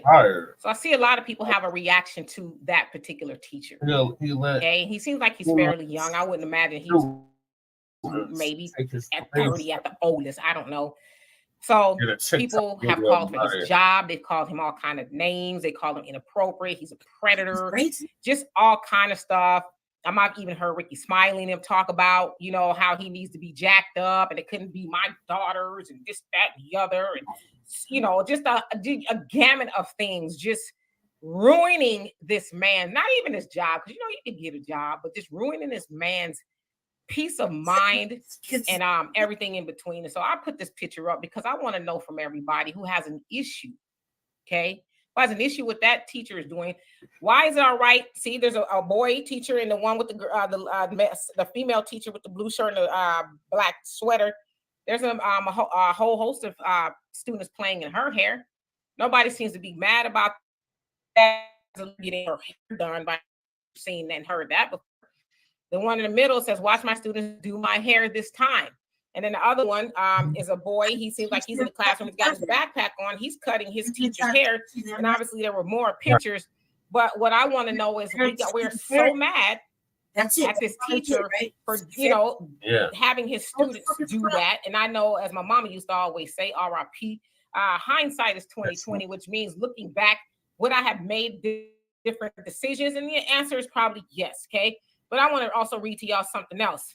So it says, in the 2020-2021 school year, 1.3% of U.S. public school teachers were Black men, down from 6.5 3 years earlier. This makes Black men the second least represented demographic in teaching, with Asian men representing just 0.5% of all teachers. The teacher workforce overall remains predominantly female and white. So white women are predominantly teaching children, okay? It also says, some say that the lack of Black men in teaching profession is a challenge to bring diversity into the classroom. For example, while Black students make up about 15% of the student population, 61% of the teachers were white women in 2020 and 2021 school year. So I think you kind of got the gist. I'm gonna take that down. And I'm reading, kind of seeing you guys' comments. I'm out the side of my ear. And so with that, and just a couple other things that I've noticed on the internet in the last couple of weeks, I've started to delete people, and I started to delete blogs, because what I've noticed in a lot of these blogs, the blogs are no longer, okay, such and such has a dress on that's, I don't know, somebody else wore. It's become a gladiator arena. And when I say by anybody knows the nature of a gladiator arena, usually they put two people in there to kill each other, right? To the death. And so what these blogs do, they form a narrative on people. A lot of times they're not true, or the truth is kind of skewed. And then people in the comment section who, and y'all forgive me, not my comment section, but other comment sections, don't have the cricket, the sense God gave a cricket, and they go along with these narratives. And so I say all that to say that this man has been demonized, is potentially going to lose his job, been called predators and a whole host of things for simply having children take his hair down, okay? Again, the parents don't have a problem with it. But the other thing I want to just want y'all to ponder on, I see a lot of comments, I'm going to get to them. Another thing I want y'all to ponder on is, why do we sexualize everything? Why do we do that? Why is everything perverted or sexual in nature? These children? That man took that out there for everybody to see, and all of a sudden, people made this a sexual thing, like, oh, those girls, just having him playing in his hair. And they weren't playing in his hair. As he said, he had an appointment. They wanted to help him take it out, and it was in the class, and so they were, just kind of there doing it. Like, no big deal. But we, when I say we, I mean society, have sexualized that, and I didn't see acts of sex go on. Why did they? So I don't know. I want to have a conversation with y'all. Well, like, what are we doing here? But as I said, I just started deleting a lot of blogs and people, because I refuse to be a part of that, and the inculcation of nonsense will not get into me. So Donovan, and I'm gonna get to y'all comments. I promise. If y'all want to slow down the typing just for a minute, that way I can read y'all comments. That'll be helpful. Donovan. Hey, okay, great. Again, happy Mother's Day to those that are out there that are mothers. All right, I'm going to say this. Me personally, looking at it, I don't give a damn. I really don't. That's just me looking at it. But teaching is a profession. We always forget that. Teaching is a profession. Parents are supposed to be parents, not friends with your children. There's a fine guiding line in how you do things. Now, I will say this. I would say this. From what I saw, I don't know if that was vocational day. I don't know if that was a presentation of culture. It was a science. Different hairstyles and kind of. It was a science. Yeah, you know what I mean? I mean, he spun that into some. It could have been any of those things. You talk You know, about looking at it for a a video and for one day. I don't know what is going on in this man's class, so I can only give him the benefit of the doubt. Okay, because I'm not in his class, I don't know anything, but I do know professionalism. Okay, in the military, even though I was an officer, even if I was a senior NCO, it is unprofessional for me to fraternize with people that are lower ranking than me or I have control over. So him in a professional area as a teacher needs to know how to draw the line. When you don't draw that line, in my opinion, they don't respect you because they think you're their peers. I have so many friends, ladies, that are, oh, my mom is my best friend. That is the stupidest phrase I've ever heard. And then when the child is kicking the mother's in the behind, then she's like, oh, I don't know what's going on, because you're her friend. You're not her mother. She doesn't see you as a mother. Mm-hmm. So in professionalism, you always got to maintain that line. Do you see what I'm saying? Do I think it's inappropriate for him to have his students or whatever these students are in his hair? Yes, I do. I personally, that's my personal opinion. It is unprofessional because you were supposed to be the teacher. You were supposed to be respected and somebody that they look up to. If you want to get your hair done or taken down, take your butt to the shop and do what you got to do there. But again, if it's career day and he's one of those guys that, you know, hey, I'm going to do that, that's fine. But I'll tell you what, as a man in the modern age, I would be terrified for women to put young girls to put their hands in my head or anything like that, because you could get me too. Just by an allegation can destroy you. It's just a fact. And it's just a fact. It's a fact of the world that we live in today. But I'm going to say you must maintain professionalism at all times and have a demarcation line between yourself and your students or your subordinates. How many of you guys have seen the movie School of Rock? Me. That was a perfect movie. I love that movie. It's a great movie. The guy's not really a teacher. He goes in there. These kids can play music, and he's trying to form a band. It's a great movie. You haven't seen it. But again, we sexualize the world with these women movements. Me too, this, that, and which now it's become adversarial. When I was an officer and I had to deal with a female troop, I made sure the first sergeant was there and the door remained open, because unfortunately, these are the times we live in. So I'm gonna cut it short there. Yeah, and I'm just reading you guys' comments, and hello to everybody that came on here. Yeah, as I said, hindsight is 2020. Looking back, I'm sure he would make a decision to do things differently. I don't know the man. It doesn't sound like there's any evidence of him doing anything appropriate. No students have come forward or parents. Sounds like, in fact, they are backing him up. So hindsight is 2020. Looking back, he should do things differently. But I sure hate the world that we live in now, and I'm just gonna keep it a buck. I have to delete a lot of people and pages for my mental health, and I say that because is that why I couldn't get in contact with you? You deleted me? Blocked me? No, go ahead. No, and I say it's for my mental health because of what I do in media. I obviously have to be on the internet. If it was not for what I do, I wouldn't be on the internet as much. Probably wouldn't even have social media pages, just to be honest with you. Because I hate the world the way it is now. I hate the mind of the world. I hate this evil think tank that we have produced. Because I think there's a way to chastise somebody without ripping their life apart. I think there's a way of saying, hey, man, you know. I think the Watch live and local news on a variety of networks. I think that's a sincere thing. I think these people have really done a fucked off job of really tearing his life apart. Oh, it's gonna get worse before it gets better, unfortunately. Sorry. So still love the God and nice to girl had covered this earlier as well. So I'm gonna play a little bit of their video on the subject. Shout out to them. Child. Like, I would like to know how that's going to play out, because more a Florence County man, Jason Roger Pope, also known as DJ Kid, pled guilty to 13 sex charges, all against minors. Or right. Child stuff. None of that. They got first in this month.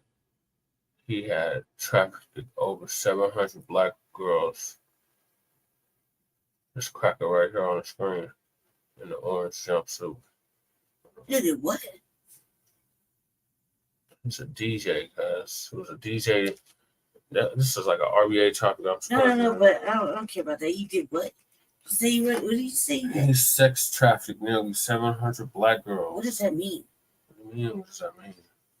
Were they here, or you went to other countries and brought them here? Domestically, nationally, internationally, it's sex trafficking. And he was a DJ. So he brought him here. Or he took him out of the country. Or the state. 700 is a lot of girls. Yeah, it is a lot. Yeah, I don't remember this. I do. Hold on. Let me show y'all this. I got a good memory. Let me show y'all this. Okay. Yeah. You know, they like to, if he was connected to anybody else, that would have been part of the writer.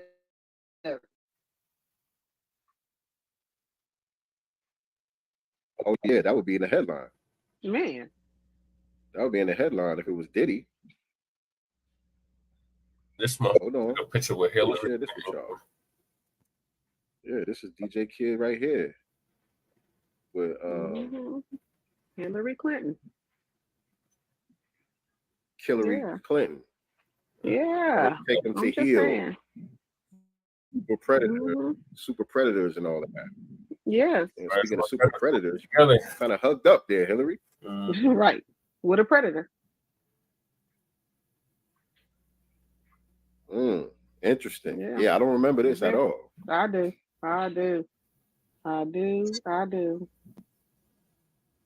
So I think the next topic is kind of a hot topic because it's been kind of going viral over the last few days. The black teacher who had the girls, taking his hair down, I'll say definitely a poor choice, poor judgment, just considering the climate that you're in. He's a young teacher, so he's not that far off in age from a lot of these high school students. I think it's high school, if I'm not mistaken. I just felt like, what did you need to, one, record it for, or have them do that for? Like, what was that about? What are you doing? What's the message? Why? I didn't like it. I gotta refresh my page because the screen share, I don't know why it's doing this lately, but it lost connection to the audio. Let me see if I can redo this real quick. But yeah, have y'all heard about this guy? He's a teacher. With the videos somewhere, I forgot where. It's shut down. There was a video of him that went viral. Some of his students, young female students, were taking out his braids in class. Did y'all see this floating around social media? Let me play this for y'all real quick. Let me know if y'all can hear it, by the way. No. Can you hear it? No. Actually, that's good. I got music on it anyway, so I'm not going to play the audio. But this is him. He's doing like a voiceover, and there's some music in the background. But he's showing the video of him getting his hair taken out by the students, and he's doing a voiceover talking about, how it was harmless. He's basically saying, social media kind of overreacting to the video. He was explaining why he had the girls taking his hair out. He had some photo shoot or something. He was getting his hair done that day, and he didn't have time, so he just had the girls taking out his hair. Why was he filming it? All of that stuff, I don't know. If I just saw this video, because I seen the video in the aftermath after everything already fell out. People were saying what they were saying about it, but I don't know if I would have felt any way if I was just scrolling and saw this video and not knowing he was a teacher. even if I would have known he was a teacher, but I think, I'm not saying that it shouldn't be perceived as inappropriate or whatever. I'm just saying my instincts wouldn't have been to react a certain kind of way just from seeing this, because I just don't feel a certain type of way about black men like that. You know what I'm saying? When I see this young brother, I see myself, and I know, you know what I'm saying, I would never harm a child or anything like that. You know what I'm saying? Not saying there's not weirdos out there that might look like me, but I'm just saying that wouldn't be my first thought. Right. Yeah, I You know get it. Yeah. That wouldn't be my first thought. But when I did, like I said, I came across it when people were already having some type of outrage about it. And this wasn't the first thing that I saw. So let me show y'all the first thing that I saw, which came out after the fact, but I saw it first. If I pull it up, hold on. Must be serious. Hold on a second. Now, I saw this one after the fact, so it really had me like, whoa, bro. And he got fired, by the way. While he's getting that other video up, he did get fired from his job. Oh wow, I didn't hear that part. Okay. Yeah, he put out another video of him crying and stuff. He was terminated because of this, and he showed me messages from his students and stuff, text messages from his students. Of course, feeling bad for him for getting fired. I'm like, why do your students have your cell phone number? I was about to say text message. I'm like, bro, you making it worse. You got to be professional. At the end of the day, even if there was nothing inappropriate going on, and hopefully there wasn't, but you still got to have a level of professionalism. You know what I'm saying? You're a teacher. You got that teacher-student relationship. You don't want to cross the line. These are not your friends.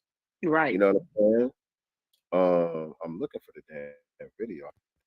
I put in there to play this one. I put a comment in there to help you find it. I was in the wrong chat. I was in our other chat. Yeah, this one right here. Where'd it go? All right here. This one right here. Hold on a second, y'all. And hopefully y'all can hear it. Let me see if the audio is good. So this is what I saw first. So I'm like, yeah, this is very suspect. Not even kind of. This is very suspect right here. Now, when I see this, I'm like, nah, yeah, this dude I don't want around my damn daughters like that. No. It's not playing. You can't hear the audio? No. All right, let me refresh my page. I might leave the screen for a second. Y'all bear with me. All right, it's going to refresh. Make sure you guys are liking and sharing this out if you can, or if you haven't already. Make sure you get the likes up because we are trying to get in the algorithm, as you guys know. And in the chat, excuse me, how did any of you feel, about this video, whether it be the first or the second video that we're about to upload? Did you guys feel some kind of way about seeing this teacher having these girls, take his hair down? Did you guys feel like it was inappropriate or it was just innocent? What is your take on the situation? Because the hair get everywhere. I felt like it was inappropriate personally, but everybody feels different, about the situation. I just feel like I want my kids to have, don't get the lines crossed, if you will, with the teacher, because they start to think like, oh, we cool, I can say or do this or, or whatever. Like, nah, I need it to be professional teacher. And not saying you can't be cool with your students. Maybe you have a student that's going through something at home. You want them to be able to come to you so you can, get them the proper help if that, happen. But I don't know. The second video really did it for me. And I saw the second video after the first. And that second video just... So you which video you saw first? The first one that we played that's on Dr. Umar's. I felt some kind of way about it. I just felt like it was inappropriate. I was just like, I don't understand. Like, even if you knew that you had a photo shoot or whatever the case may be, you plan for that. It's like, they're not obligated to take your hair down. What if they said no? You know, what if the girls were like, I'm not taking your hair down because they have the right to do that. Like, what was your plan B? You know, as it pertains to getting your hair done for this very important shoot or whatever. Like, I just didn't understand the excuse, if you will. I didn't understand it. And then when I saw the second video, I was like, okay, so I'm right in feeling that it was inappropriate. Right. I want that nigga fired. You got it? He was. Audio? Yep, it's there. All right, bet. I want that nigga fired. I know there's been like hearsay going around on Twitter. I need an official statement saying this man has been fired. He has been a weird ass nigga. He is about 27 years old right now. 3 years ago, he was about 24. That girl was clearly in a school bathroom talking about she only goes for emo boys. And he over here turning, yeah, you a weird ass nigga, bro. You weird as fuck. That's weird as fuck. I told y'all I wasn't gonna paint him with a brush. Like that. But seeing that video where that girl was clearly a minor in a high school bathroom talking about she only goes. What happened to the video? I thought the video was playing on. It wasn't. It's not playing. I could just hear it. You can hear it, but you can't see it. I can see like the screenshot of it with her on the bottom and him with the headphones on, but I know this is a full-on video where they actually show the photos of the girl standing in the bathroom and stuff. That part hasn't played. All right, hold on a second. Yeah, because that's what I was looking for. Just like Frozen. It's like Frozen. Let me get this right, man. Let me get this right for y'all. I don't know what's going on with the tech. Well, hold on a second, y'all. Let me get this right. All right, here we go. Let me see. This should be better now. This should be better now. Hold on. Take the unmute. All about it. Speaking of being mad weird, I was just shown a video on Twitter. I need y'all to see it. Keep in mind, this is a minor from 2 years ago. Y'all seeing this and hearing this, right? Yes, yes. So y'all saw the minor girl in the school bathroom, and this is him reacting to it. You know how you make those stitches on Twitter? I mean on TikTok. TikTok. Oh, this is him doing a stitch to her video. The same teacher that was getting his hair taken out. Who is that? Heard of closing the God Jackson, be quiet the fuck up. It gets even better because they directly linked it. I clicked on the link, told it to open the TikTok. Whose TikTok is that? Whose TikTok is that? So if some of y'all ain't on TikTok like me, y'all might be lost a little bit. The girl put a TikTok video up. You know, she was showing off her little frame or whatever the case may be in a video. And the caption said, I only F with emos. Yeah. And so he did a stitch, meaning like a reaction or a remix to the TikTok, acting like an emo, saying shit. I'm right. emo. If that's all you fuck with, then let me be I'm him. Right. All right. Wow. So yeah, now it's like, okay, yeah, this nigga, yeah, you got to get away from them little girls, man. Right. And I think that it's a part of what he's doing now, and after seeing that second video for me was grooming, because he's getting them comfortable with him. He knows what he's doing at that point. You know what I'm saying? And yeah, I don't know, like what's going on with these weirdos. Yeah. And I see this at my son's elementary school. Not, I see no weird shit happening. But what I noticed recently, because he used to take the bus in the mornings, but I recently been driving him to school every morning.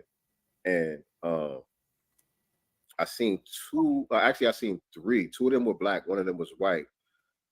Young, I don't know if they teachers or they some type of staff members, because when I'm pulling up, they pulling up, getting out the car. And I've seen three different ones who are very sweet, switching around, and you know what I'm saying, just looking very moist coming through. Two of them was two young black dudes, and one was a young white dude with like some long hair, some long earrings and stuff. The white dude I saw when I was picking him up early to go to the dentist one day, and he was walking through the hall with the classroom. Dude, he looked to be like, like mid-20s or something like that, very moist and flamboyant with these little kids. You know what I'm saying? And I'm like, yo, that's like confusing at the, you know what I'm saying? It's confusing to those kids at the very least. You know what I'm saying? And it's like this type of environment, man. You know what I mean? And I had no idea for most of the school year. I hadn't even no idea, you know what I'm saying, that was the type of environment where my son was at. And so that's why I always stress to y'all, to the parents out there, especially if you got little kids, like you got to have some real discussions with your kids, man, because you can't be with them all the time.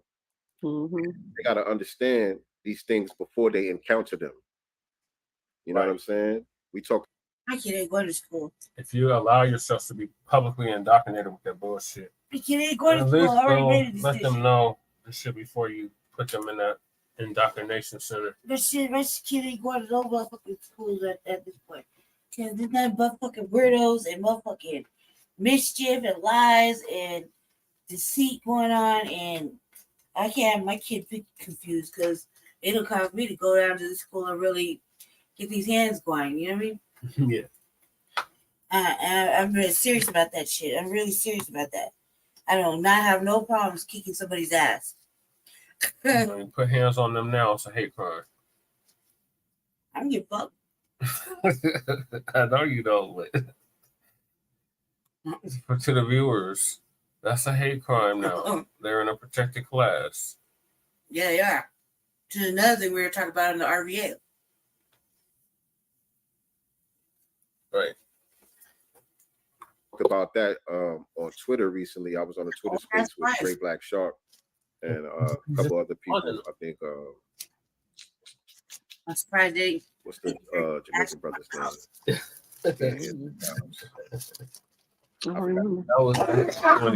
They were hosting a space and they were talking about some of the animations that's out there and stuff, where they be sneaking in all of this inappropriate stuff. And that's what I was saying about nothing.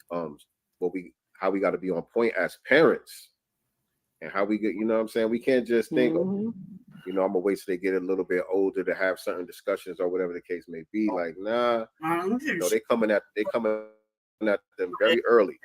So we got to have these discussions with them, right now.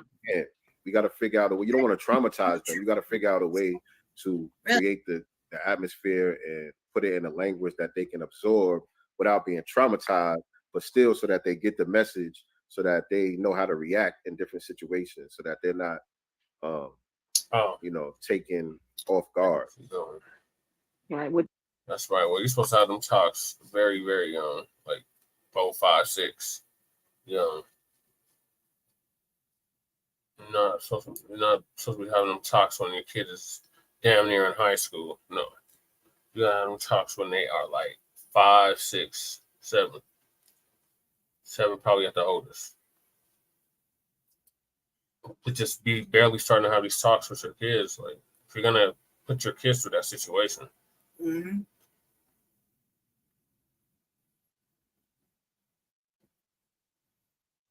Okay, I gotta find where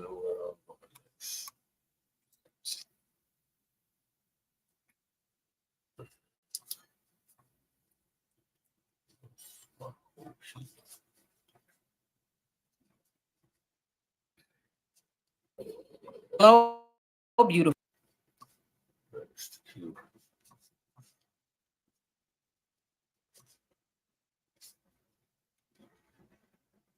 You messed up. A 14-year-old scholar. Thank God you found it. Yeah, so what are your thoughts on this teacher? That's what I said, my thoughts. I have nothing else to say about it. Dude messed up. I mean, obviously can't be innocent one minute when he got all the other evidence on there. Yeah, he's really not helping this case at all. He got fired. Yeah. I mean, you look at it. A boy from the Dimitri K show said it right. Should have just went to the shop. Yeah. That had 5, 6 broads taking his hair down just the same way. It wouldn't be minor, so clearly. No, you should have just went to the shop. That's at the end of the day, he messed up, and he shouldn't be doing this weird shit. Like that's the thing with male teachers is the girls that age, like they don't that. I don't remember being able to control my fucking hormones either. You know what I mean? I was in school, but I had a fascination with older men too. But it doesn't seem like they were trying to get at him. Huh? He was trying to get at them. Like on some pedo type shit. Like, it only happens when you got two elements played in. You got young broad trying to throw herself at you, and you got you trying to control yourself. He clearly wasn't trying to control himself. When that girl did that video in the bathroom, that was it for him. Like, why are you trying to solicit a minor? You shouldn't. Talking about, oh, you like emo boys? Well, I could be one. Like, no. Why would you want to be a little weird ass white boy? Did a whole video about it too on TikTok. Shirt off and everything. Mm-mm. You a teacher? That was the nail in the coffin right there.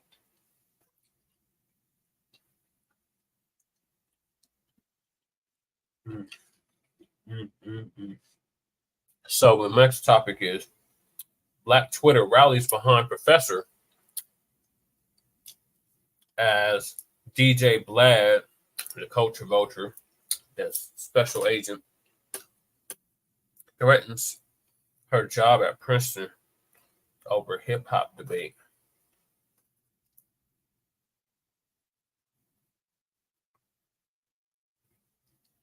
No, I just got to find the video. Okay, do you know anything about this lady, Shane? What? What I just said. Which part? Any of it. With DJ Black shit? Yes, I got tons of shit to say about that. And the professor that he's trying to. Professor's a weirdo. I don't give a fuck about the professor. I'm sounding like booking on him. So you're not. After a shield or something. Fuck what she said. Lisa. He had a point though. You shouldn't be in black business. Yeah. And that she's a fucking weirdo. Too. Oh, duck ass broad. So yeah, no, I don't really have nothing to say about that broad. She had a good point though. And this is not the first time anybody said it.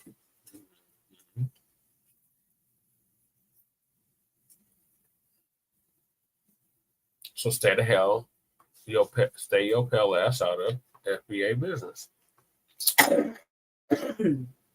Let these out.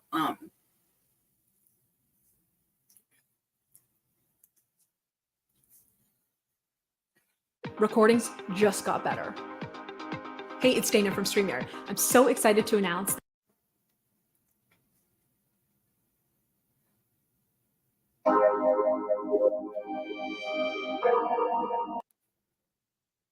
their channel is nothing, you know? And I don't know. I just didn't care for him. I'm glad people are finally getting away from him. Right. You know, I was hearing that he's not getting the views he once got. Yeah. And he was all upset over Shannon Sharp getting Cat Williams and doing that interview. And he wanted to know how much Shannon Sharp was getting. First of all, what you pocket watching him for? Watching this. Why he's getting the views that you know you never can get. Mm-hmm. You know? First of all, and besides, you know, I think Shannon Sharp is getting even bigger stars than Vlad could ever get over on his channel. Vlad ruined it by being an op. Jealousy and envy. Those are terrible things, y'all. Just Everybody went terrible things. like right after the So anyway, there was an issue that came up on X. And the conversation was, from what I understand, about hip hop. And you know how it is. We can never talk among each other because there's always somebody like Vlad that wants to get in the middle of all of our conversations. You know how it goes down, right? They would die before they have to leave us alone. Right. So anyway, let's get into what happened. Let's get into it. I hope everybody can see my screen. Please give me a 1 if you can see the screen. So this is a Princeton professor, and she was partaking in a conversation about hip hop. And then, you know, Vlad wanted to chime in, and she pretty much dismissed him, and he got all upset.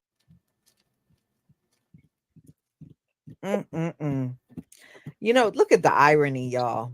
You know, every time they do something to us, I want y'all to take notice. It's always a short period of time before it happens to one of them. Yep. Now, just think about all the stuff going on with Beyonce, how the country music world, well, no, let's be real, the white country music world don't want her. They are refusing to play her songs. They don't want her around, but it's music that her forefathers came up with, and they have been gatekeeping it to the point where they don't want Black people involved in it. Now, this woman was involved in a conversation with other Black people, and Vlad tried to weigh in, and she pretty much dismissed him.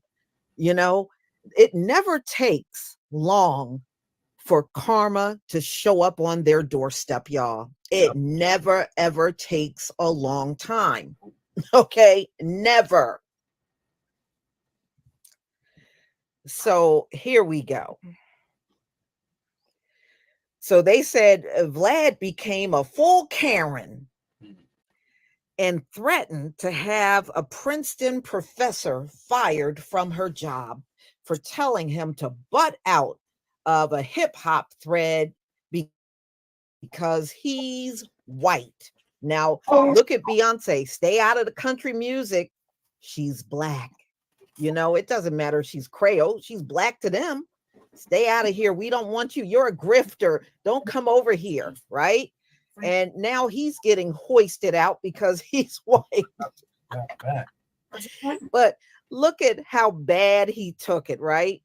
When you tell them to mind their own business, look how bad they take it. So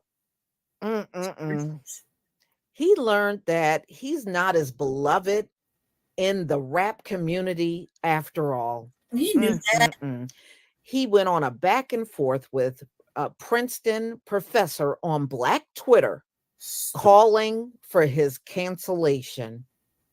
Oh yeah, good. Get him. She called for his cancellation. Yeah, we've been calling for his cancellation. Hell, I call for his cancellation. I join her. So anyway, it began on Saturday, May 4th, when Kendrick Lamar dropped Not Like Us. The latest, you know, he's going back and forth with Drake. Y'all know that, right? And I've been watching all that stuff that was going on. So, you know, he dropped that and they're going back and forth. And unfortunately, Drake attempted to drop a diss track and it kind of flopped. It really was kind of corny there, Drake. While most listeners were impressed by the Bay Area influence of the DJ Mustard producer beat. And so, you know, the conversation drew attention out there. And of course, DJ Vlad wanted to chime in on this thing too. Kendrick's Not Like Us needed a better mix. This is what Vlad was saying. it takes away from the song he tweeted. Well, nobody cares what you think is a better mix. Right. Did anybody ask? No. Seriously. So Morgan Jenkins, whose X profile listed her as a faculty member at Princeton University Lewis Center for the Arts Creative Writing Program, responded to Vlad's tweet, and she wrote, "You are white. Right. This is a black folk affair." And you can see your way out of it. It's true. You know he couldn't take that, right? He couldn't take that. He couldn't join this all black conversation going on Black Twitter. He could not handle that. He couldn't be part of that conversation. No. So he turned into Karen out there. Yes, he did. He sure knew how to turn on that whiteness at a drop of a hat, You're not y'all. bringing me Twitter for that. In response from Jenkins, set off the DJ, who then threatened to get her fired from her job. "I want to go talk to the manager. I need to see the manager." Okay, DJ.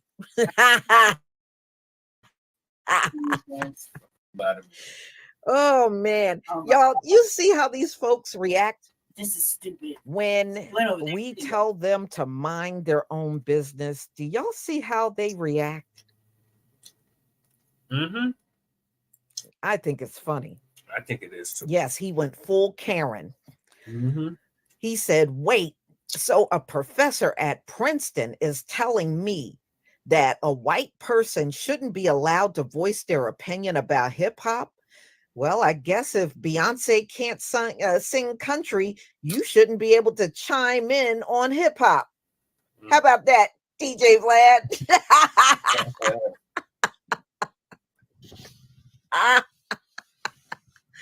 If she can't sing country and y'all upset about that and won't even play or listen to the music, then why should you just willy-nilly come up and chime in on our conversations?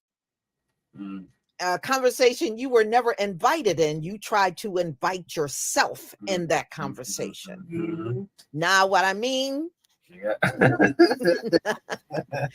And besides, she's on X. She's not on her job, telling this to students in a classroom.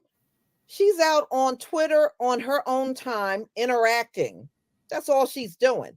So then he goes on and says, "Oh, so a professor at Princeton is telling me a white person shouldn't be allowed to voice their opinion about hip hop." Right. Well, no, especially if you weren't part of the conversation. Right. Vlad stated before asking, "Is that how you interact with your students?" No, because she's not at work. We know how to conduct ourselves on the job, and we also know how to chill out and enjoy our time off the job. There is a difference. She was not in a Princeton classroom. She was on X. Morgan didn't back down. She went on to say to DJ Vlad, "What I'm saying is that you put your opinion in a discussion that's not needed. The conversation is and should center Black people, not you." That's You right. Just go, girl. So she's telling him, you're trying to walk up and make everything about you when the conversation is about Black people. I can 100% relate to her and what she just said. How many times have any of you witnessed that? You could be on a subject matter talking about something, and they will come up out of nowhere and make every damn thing about them. How many times I have witnessed it?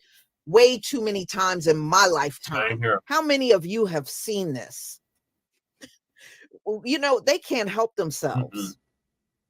They can't help themselves. This is what they do. It's always in our mix. He needs to get rid of this Karen thing he got going on. See, there's Karen in him too. Oh, yeah. So DJ Vlad doubled down, tweeting, Good luck being a professor at Princeton again. I doubt the university support their faculty telling non-Black students to shut the F up. Well, first of all, Vlad, you're not a student. Right. You're not this woman's student. The hell you talking about? Right. They are having a conversation among each other, and you walked up, tried to get in the conversation, and act as if your opinion trumps everybody else. You know, y'all got that bad for real. Y'all got that problem real bad. So anyway, this is what he said. You're telling your non-Black students to shut the F up about anything hip hop related because of their skin color. While DJ Vlad suggests that Morgan Jenkins shut him out of the Kendrick Lamar versus Drake conversation because he is white and that she is prejudiced, Morgan, on the other hand, believes that he only singled her out because she is a Black woman and was trying to weaponize her words in effort to get her fired from her Ivy League job. Well, that's exactly what he's doing. He feels he can pick the phone up, blab about what happened on X, and she should automatically be terminated. And you ever notice whenever they get mad at one of us and try to get us fired, it's always on some unfounded bunch of mess, or it's a bunch of nothing that they're trying to make a big deal out of. Okay, you couldn't get in on the conversation. Why not just move on? Right.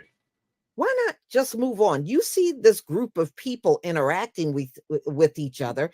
Obviously, they were having a good time talking among each other until you came to try to inject yourself where you really didn't belong.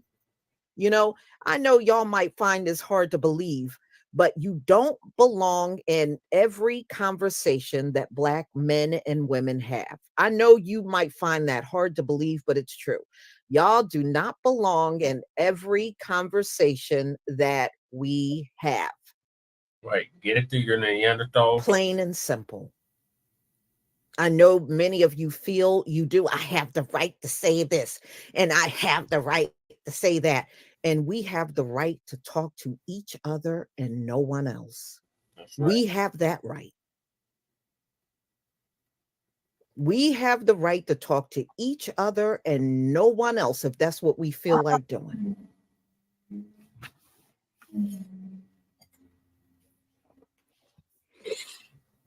They can't handle it, y'all. They can't handle it. So I find it funny that you specifically chose to respond to me, belittle my academic background, and threaten my job when others responded to you much harsher.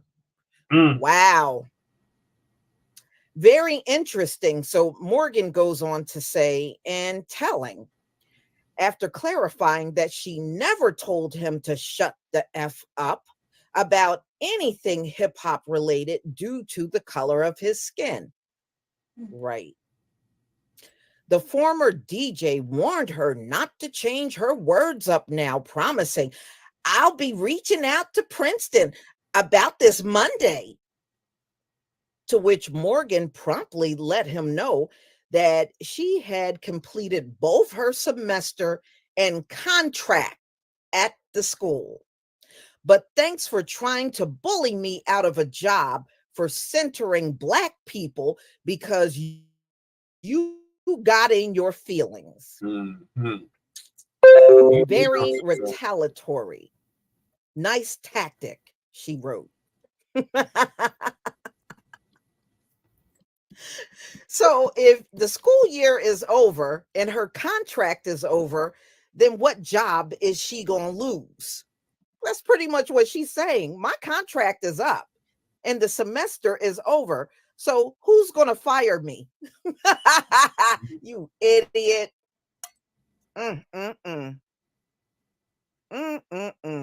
This dude is a trip. So She says, yes, he's my uncle. So wait a minute. So Rodney Jenkins. She's related to Rodney Jenkins. Okay. So Morgan, are you related to Rodney Jenkins, also known as Darkchild, the Eagle Eye ex user? I'm culturally competent to know who he is. Vlad might not know. Vlad, you know who Rodney Jenkins is? Do your research. Yes, he's my uncle, Morgan said. So DJ Vlad trying to intimidate a Black professor at Princeton is funny. But what's hilarious is that she's Darkchild's niece, LOL, one ex-user wrote. Things became silent on DJ Vlad's end once Morgan affiliate became public, but not before the rest of Black Twitter went in on him, and they defended her. I guess DJ Vlad don't know what time of the year this is. In May, most college and universities conclude for the year until the next semester comes up in usually August, September. But they're pretty much done at the colleges and universities now.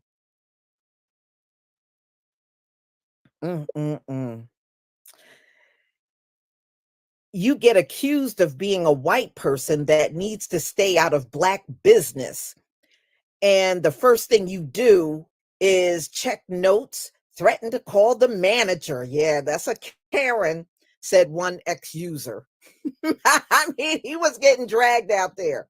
One person who can always speak up for hip hop is a rapper and Flip Mode Squad member, Rod Digger, who also rushed to Morgan's defense. Good. For that. Damn, you called the principal on her for battle rap. Shit talking. Big yikes. Not reading the room, man. She tweeted. Ra, think about it this way, Vlad retort. If a Black music blogger made a comment about Taylor Swift's song not having a good mix, and then a Harvard professor responded to him and said, you are not Black. This is a white folk affair. Oh, you are Black. This is a white folk affair. So I guess he's trying to flip it around. You would be okay with this professor teaching kids at a top university, not me. First of all, by the time they're in that university, they're adults, not kids. Nice try, Vlad. If they're in Princeton, that means they completed high school, they're over 18, and they're attending school at Princeton. That's not a child. Right. In American standards, that's an adult. Okay. So this is his comeback. So he said, you just described America. That is literally what they are screaming to Beyonce, right? Didn't I bring that up? Didn't I bring it up? Mm-hmm. So this person did too. This is what, they're screaming to Beyonce right now. And she's keeping it music, as so many of your white hip hop counterparts are at the moment. That's right.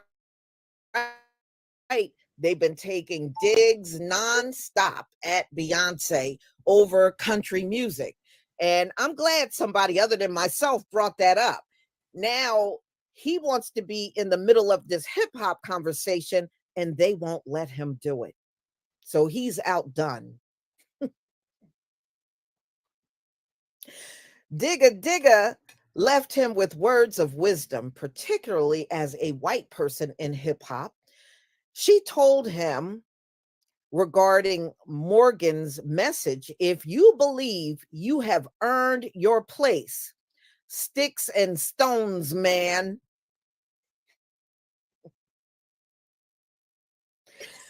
And journalist Barami Jones also weighed in. And let me be clear for me regarding Vlad. Anyone hearing a record in this battle talk about things, the mix, not like us, well, maybe like you, if not like me. F that. So in other words, he's telling them, if you don't like the mix, nobody gives a crap that you don't like the mix. Right. They weren't talking about the mix. They were talking about the actual battle Right. that's going on between Kendrick and Drake. Nobody was talking about the mix, the beat, the sound of it. Nobody was even talking about that. So he came in there, weighed in on something nobody was talking about. And you know how it is. We could be talking among each other, and then they come and weigh in on a topic that nobody's talking about, almost like they're trying to take you away from the conversation and completely focus on them. No, everybody don't want to do that. No, they don't have to stop talking about the actual battle going on between these two rappers just to entertain you over the mix. Nobody had to do that, Vlad. Right. And I'm glad they didn't. I'm glad they stayed on their train of thought and not let you veer them away from everything.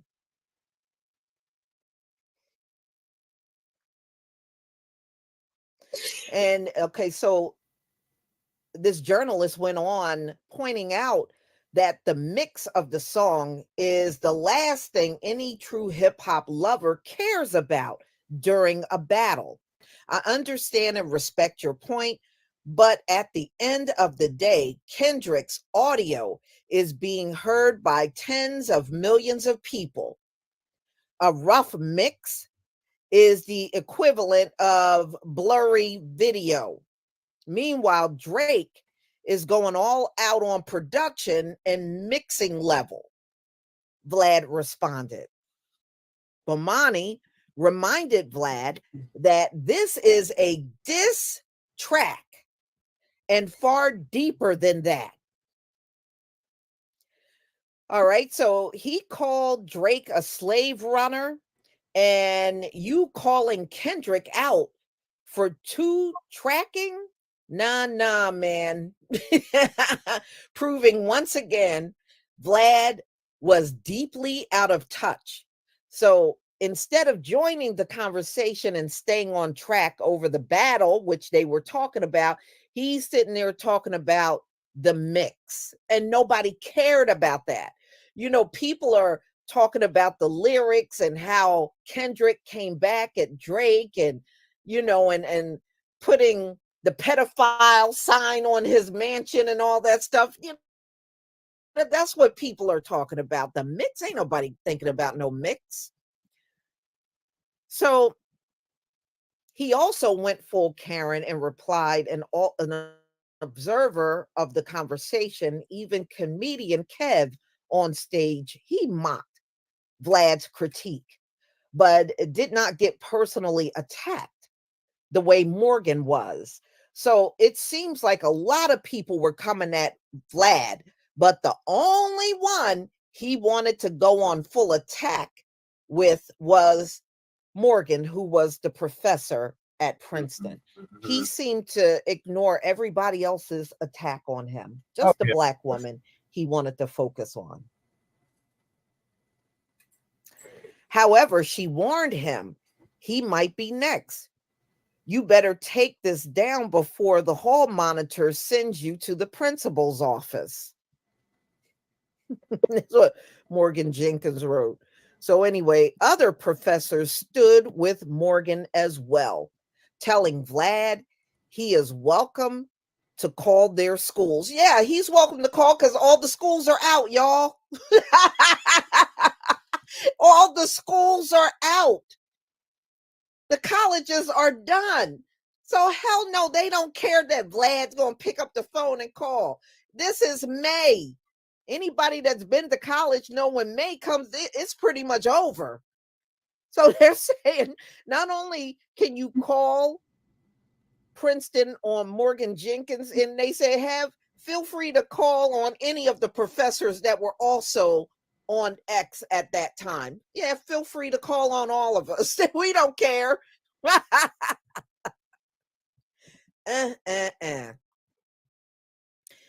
Vlad said the reason why he responded to Morgan's post was because he saw that she was a real person and not a bot hiding behind a fabricated identity. The college English teacher said that it was much more than that, implying his remarks were rooted in a form of misogyny. Wow. Boy, he really got his butt kicked out there on X.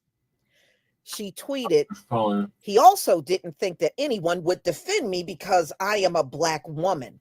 So thank you to everyone who did.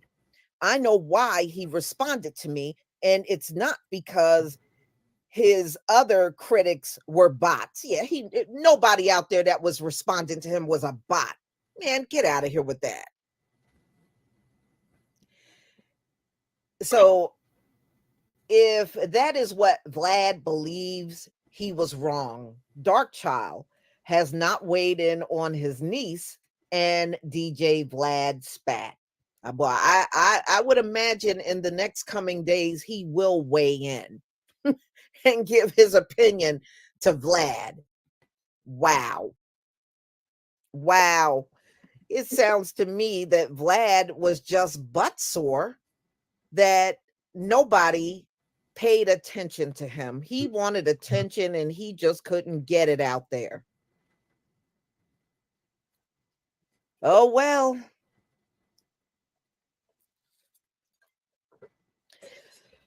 Yeah, well, I mean, he's still got people going over there. I wish people wouldn't go over there from our community. Look, we got a lot of Black channels that do entertainment. I mean, come on. This is the only person you can go to. It never made sense to me.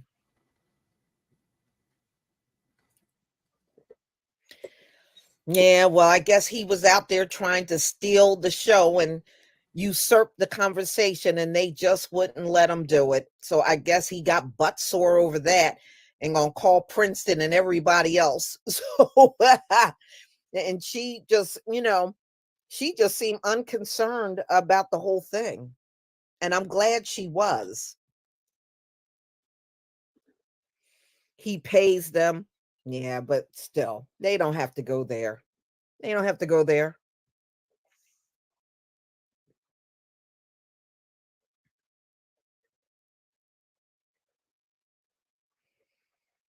Mm-hmm.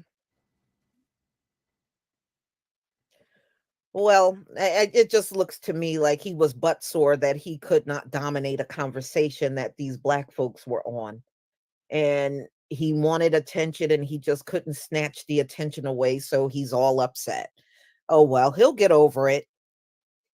He'll get over it for real.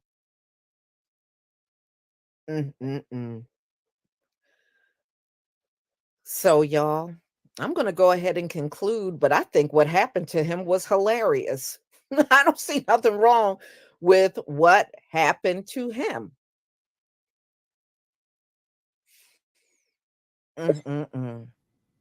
Well, I hope they don't go over there. I hope nobody else goes over there, but I know that's unrealistic. There's always going to be people that go over there to Vlad's channel. I mean, let's be real. I wish it wasn't like that, but I know it will be. So, y'all, thank you for being here. And I do see I got one donation here. Let me just shout this per John L. Thank you so much for the super chat. If Culture Vulture and Opportunist Karen was a person. Yeah, you got that right. Thank you for the super chat. Thank What the hell Vladimir is? So everybody, be on the lookout for my videos, and we'll be coming back together again tomorrow for another one. And my members, Shout out to Mr. Cabrera for that. So yeah, I'm trying to watch my language, y'all. But the hell with goddamn Vladimir.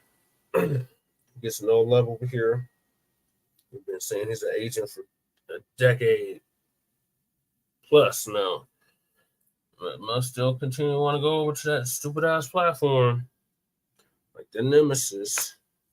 Anybody on that platform is suspect and going to prison. It's only a matter of time.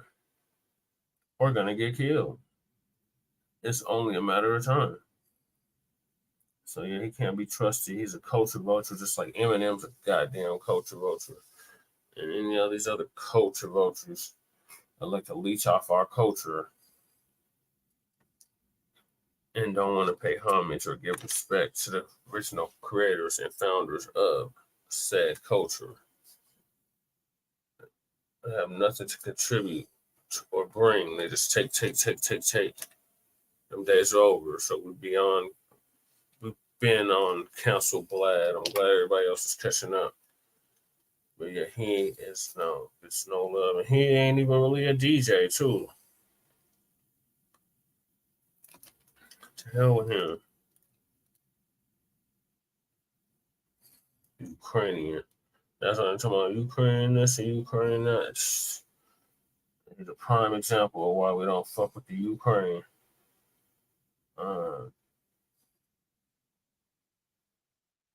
Yeah, former DJ. He ain't no goddamn DJ.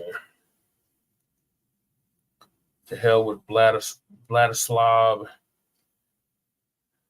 DJ Blad, Lamaveli, Nelly is a Ukrainian American interviewer, journalist, and former DJ. He is the creator of the news website VladTV.com. His news state YouTube channel hosts interviews of prominent entertainers and celebrity figures, and has accumulated over 5 million subscribers. Fuck him and his channel. How about that? I've been saying cancel him. I ain't listened to that bastard in like over 10 years almost. Yeah, it's been about 10 years since I listened to him. So, I don't know. Moving along. It's getting late now. It's already after 1 here. This lady Che has something she would like to add. She just passed out on us. To the next topic. Shout out to the sister for giving Black that work. That much needed work. You're gonna try to go parent on her. That's how you know he the police. Or working with him. Or the feds, or working with him. Like TMZ. So next, we got Sleepy Jim Crow Biden. Y'all president, because I show y'all voted for him. Back in 2020. He is giving out more handouts. Handouts that your black ass will not get.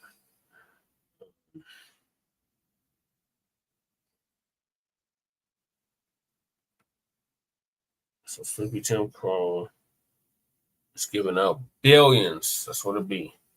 Billions in handouts. And you, black man, black woman, black child, have been locked out. And here's why. So shout out to Black Light Revelations. I'll give us the update on that once I find the queue. That was looking attached to the video. Give me 1 second.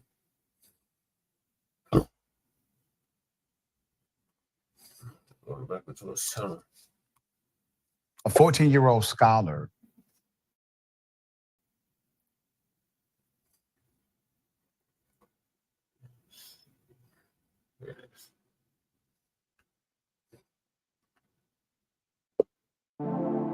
Break up with your old wings and lemon pepper. Let me ask you guys a question. How many Black Americans are going to get a piece of the $6.4 billion? And does anybody see a problem with it? The only problem that people see with it is the fact that I mentioned how many Black people are going to see this, and we're asking about race. Why? Because we want to not talk about the fact that nobody's going to get any of this. Now, here's the question. Why is nobody going to get any of this? Well, we can simply say that it's not racism because there's no race-based qualifications. Well, but if we look at the demographics of who owns all of these businesses, even though there's not a criteria or a qualification, for some reason, oddly, there's a huge disparity in who owns all these businesses. Mm-hmm. There's also a huge disparity in the fact that, you know, people act like they got some type of issue and don't talk about this kind of stuff, but claim that they want to fix problems. Yeah. You know what I'm saying? A whole bunch of disparities.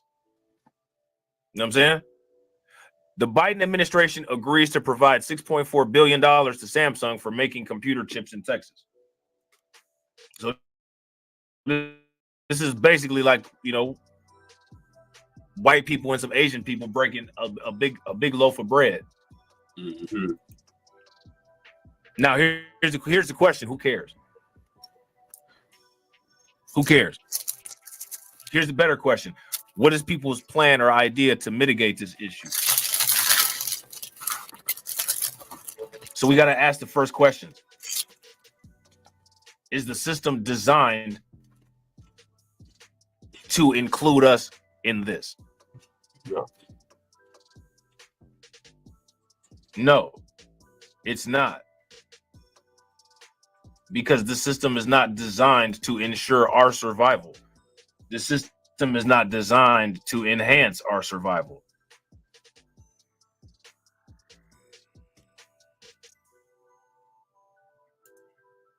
This system is designed to utilize us to enhance other people's survival.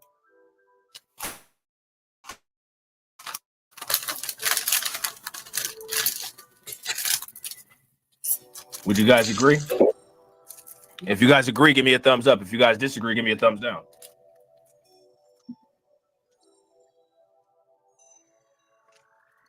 So how many people heard about this? You guys listen to great people that, you know what I'm saying, keep you informed on stuff. Did anybody tell you about this $6.4 billion that was up for grabs? Nope, you're the first one. Maybe they got some of it. But I didn't tell you about it.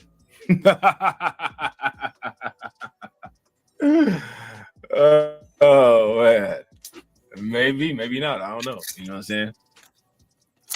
The Biden administration has reached an agreement to provide up to $6.4 billion in direct funding for Samsung Electrics to develop a computer chip manufacturing and research cluster in Texas. Now, let me ask you guys this question. How does the distribution of this $6.4 billion throughout Texas along the value chain look? What does it look like? Where's that $6.4 million going to go?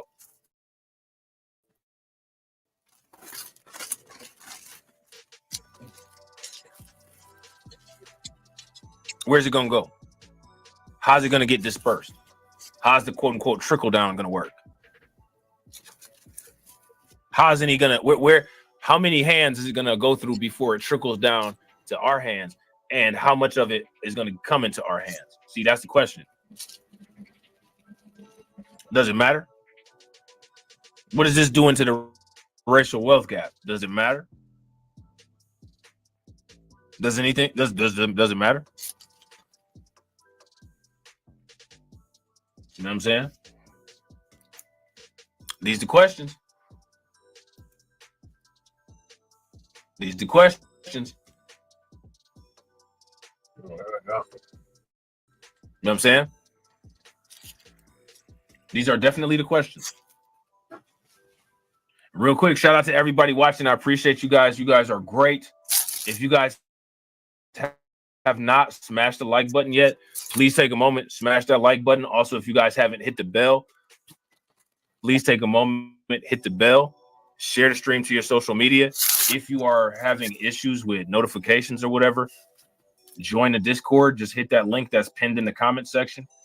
You guys will have a great time in the Discord. I guarantee you. You know what I'm saying?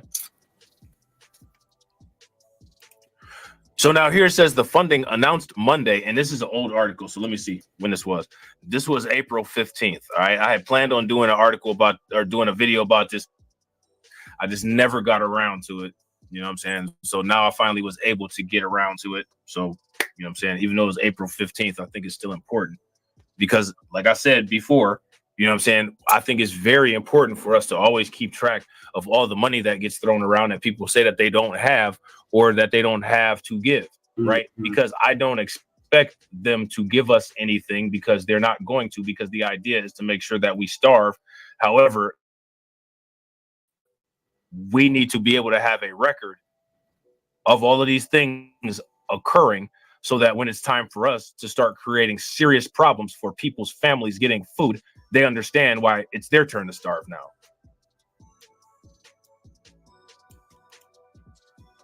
You know what I'm saying? Because when this was being done to us, it was fair.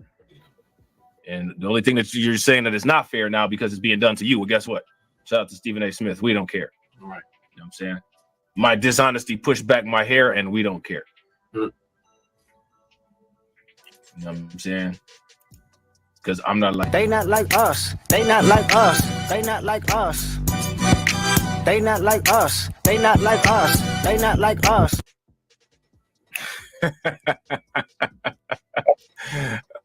Oh, man. The funding announced Monday by the Commerce Department is part of a total investment in the cluster that with private money is expected to exceed $40 billion. $40 billion. What's Black America's cut out of that? Now, see, all these people, right? Anytime any money is mentioned, people should always ask the question, what's Black America's cut out of that? But ain't nobody told anybody to do that yet. So don't nobody do it yet. But when the right people say to do it, then people will start saying it, and then they'll say it too damn much. You know what I'm saying? So now here it says the government support comes from the CHIPS and Science Act. How many people heard of the CHIPS and Science Act? Anybody heard of that? Science Act. Shout out to Slim Thug. I ain't heard of that. Anybody heard of that? Oh, yeah. Yeah, that day is definitely coming, bro. And honestly, there needs to be an accelerant on that day. You know what I'm saying? Ancient spirits of evil, transform this decayed form to Mumra, the ever-living!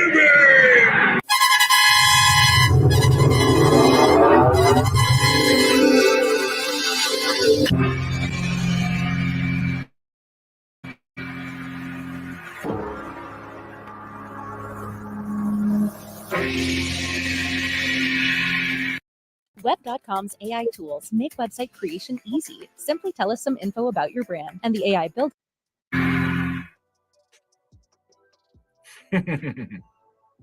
Yeah, that day should come. Hopefully, even if I'm in a wheelchair.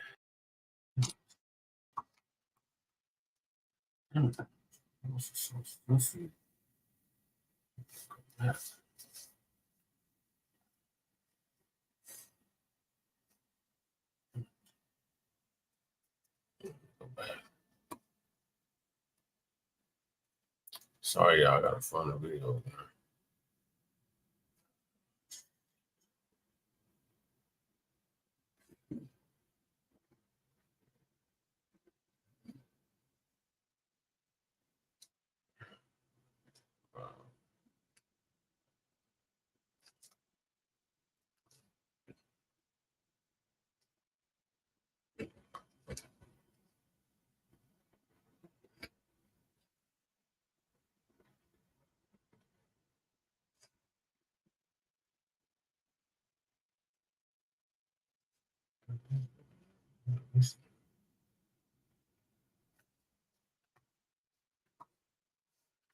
Sorry, no.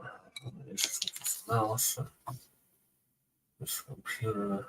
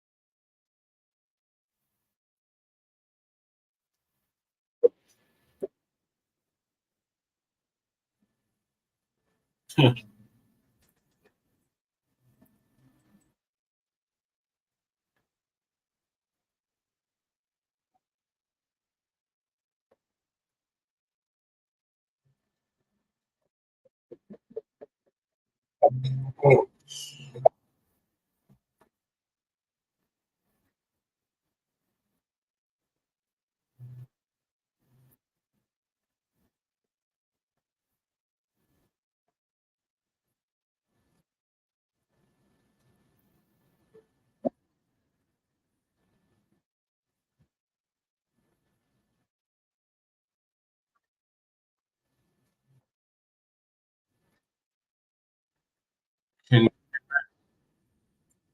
let's try to say that the sound got disconnected. Tuning in right now. Let me know in the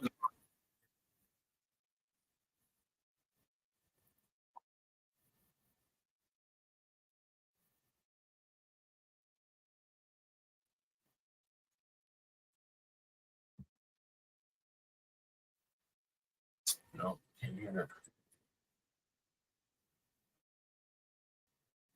Damn it. Can't hear it. Let me try to see it.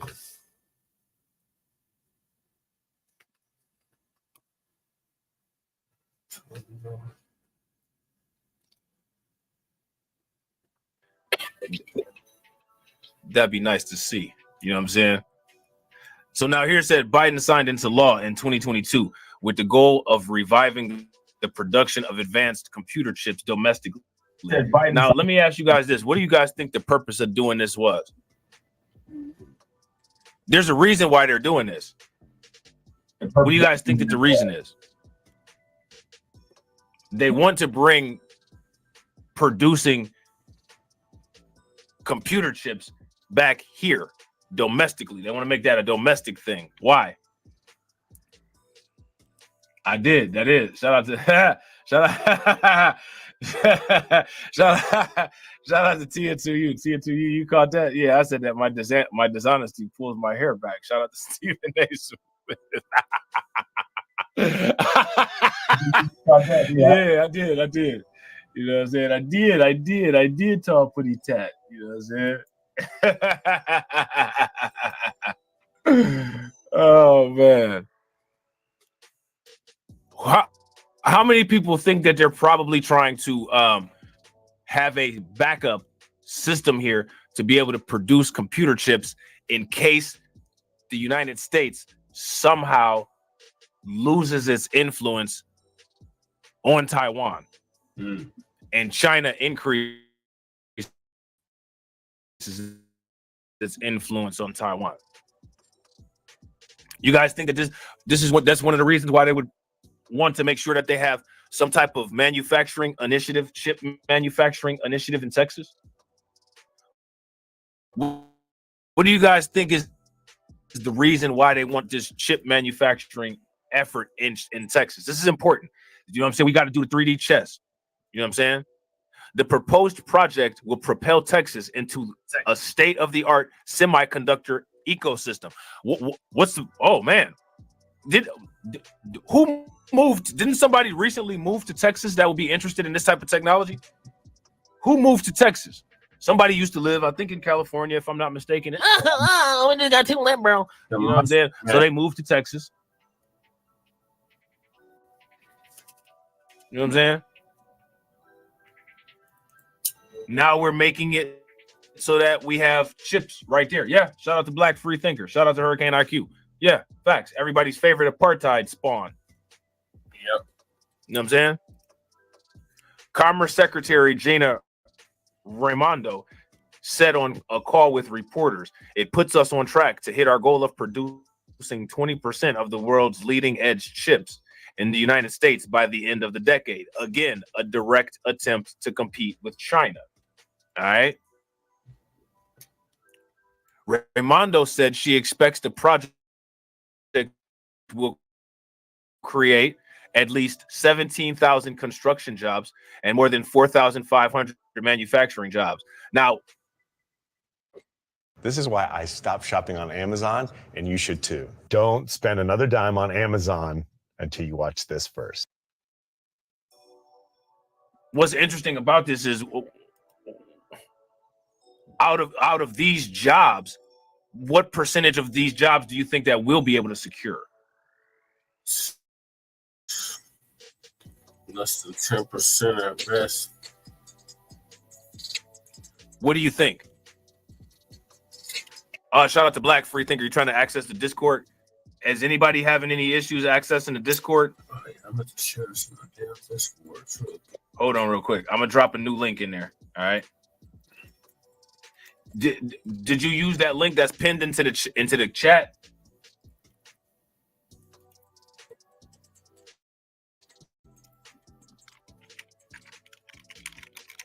Now, here go another question. This is right in Texas. Who y'all think is going to prioritize? Who do you think going to get prioritized for these jobs? Now, here go another question. This is right in Texas. All right, try that link, bro. Try to anybody that want to join the Discord, which hopefully will be everybody, hit that link that I just put into the chat. So now here says Samsung's cluster in Taylor, Texas would include 2 factories that would make 4 and 2 nanometer chips. And shout out to the 2 people. I think 2 people might have just joined. Yeah, shout out to PD that remains. What's good with it, bro? I think maybe it wasn't 2 people that just joined. I heard 2 beeps though. Let me see. Hold on real quick.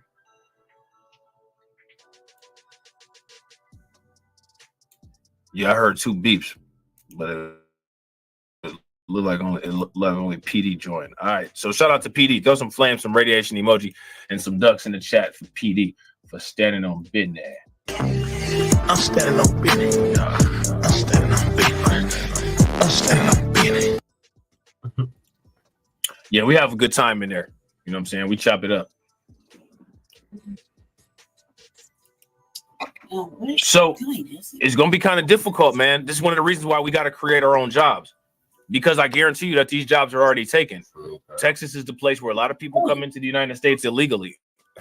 So you guys think that any of those people that come into the United States illegally, if they can escape the wrath of Greg Abbott, do you think that they'll try to compete for those jobs? If you guys think that they will, give me a thumbs up. If you guys think that they won't, then give me a thumbs down. Samsung's cluster in Taylor, Texas would include 2 factories that would make 4 and 2 nanometer chips. All right. Nanometers are extremely small. You know what I'm saying? Now, again, the size of these chips for this discussion is not important, right? But you guys should know that there's an inverse relationship called Moore's Law, where as the size of the chip decreases, the amount of transistors that can be placed on it and processing speed increases, which makes the computing power smaller and more powerful. I've talked about Moore's Law before. You know what I'm saying? We could talk about it some other time, you know what I'm saying, as far as like, doing a live stream, whatever, but you know what I'm saying? Yeah, the mainstream has been suspiciously quiet about the migrant crisis. Facts. It's because we got a lot of tuberculosis going on. A lot of diseases, you know what I'm saying? A lot of diseases that the CDC used to have under control kind of popping up. Yeah. You know what I'm saying? Kind of. It's not often that you hear about tuberculosis and the measles kind of popping up again. I ain't implying that it's coming from anywhere in particular, but I think it was Bill Cooper that said, that a lot of things aren't really coincidence. You know what I'm saying? I think that happened there. You know what I'm saying, hold on, let me get my catch bonus real quick. Yeah, all right. So anyway, there would also be a factory dedicated to research and development, as well as a facility for the packaging that surrounds chip components. All right. The first factory is expected to be operational in 2026, with the second being operational in 2027, according to government. The funding would also expand an existing Samsung factory in Austin, Texas. Lael Brainerd, director of the White House National Economic Council, said Samsung will be able to manufacture chips in Austin directly for the Defense Department. As a result, access to advanced technology has become a major national security concern amid competition between U.S. and China. Well, imagine that. Imagine that.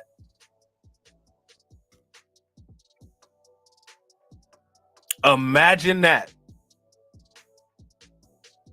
Now, how many people have watched any of the videos in the BLR2 geopolitics segments, I should say? Shout out to Mickey D for joining the Discord. Throw some flames, some radiation emoji, and some ducks in the chat for Mickey D. There's a lot of geopolitical stuff that we need to talk about that we're kind of behind on, because I've been trying to, you know what I'm saying? I've been struggling out here. You know what I'm saying? But we're gonna get back into it pretty soon. Yeah, look at that. Shout out to Black Free Thinker. So now with those stats, what does that say? Shout out to Black Free Thinker. Black Free Thinker says we're only 9.2% in Taylor, Texas, and 6.33% in Williamson. I think that's Williamson County, Texas. So what does that say? They're positioning these places where?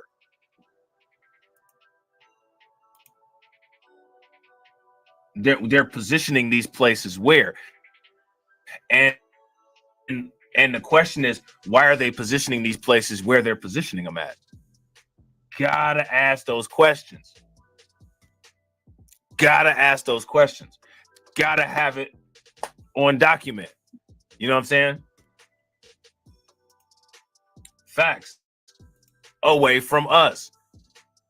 Which is one of the reasons why we got to start building productive businesses away from them and making our businesses more competitive. Would you guys agree? If you guys agree, give me a thumbs up. If y'all disagree, give me a thumbs down. In addition to the $6.4 billion, Samsung has indicated it will also claim an investment tax credit from the U.S. Treasury Department. The government has previously announced terms to support other chip makers, including Intel, Taiwan Semiconductor Manufacturing Company, and projects spread across the country. Now, again, in these efforts, right, that are previously announced, gotta ask the question: how much out of the money will we be given? Now, let me ask you guys this question: if we're already mathematically, right, if we're already facing a racial wealth gap mathematically, right?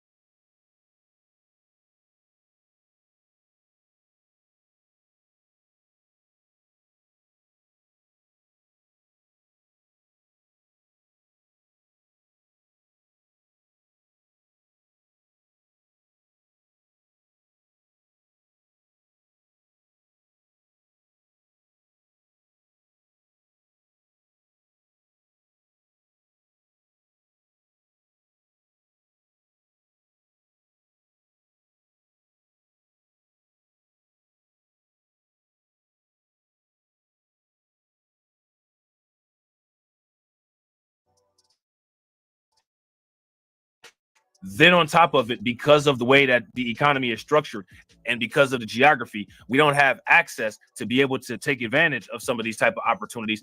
What does this do to the racial wealth gap? Does this accelerate the expansion? Does this accelerate the expansion? So now with the accelerated expansion, like I said, we got to figure out two things: how to slow it first, second, how to stop it, third, how to make it go in reverse to where it's widening and we're the beneficiaries of the widening gap.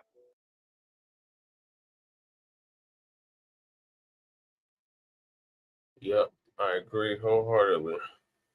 Some move us along, some being rushed.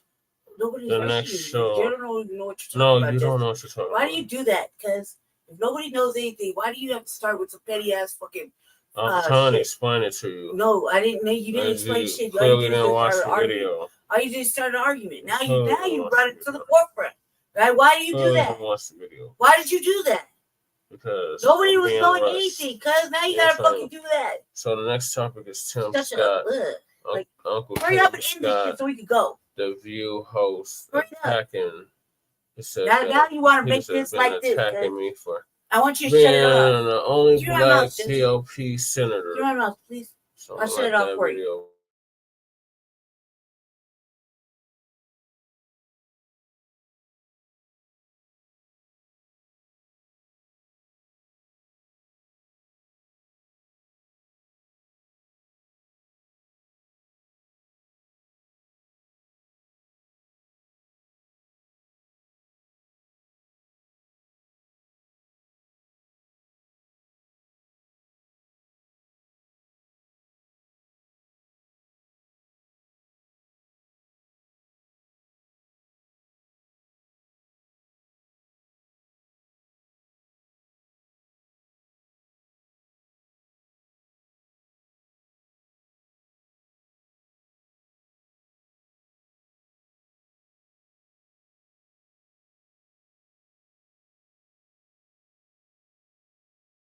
A 14-year-old scholar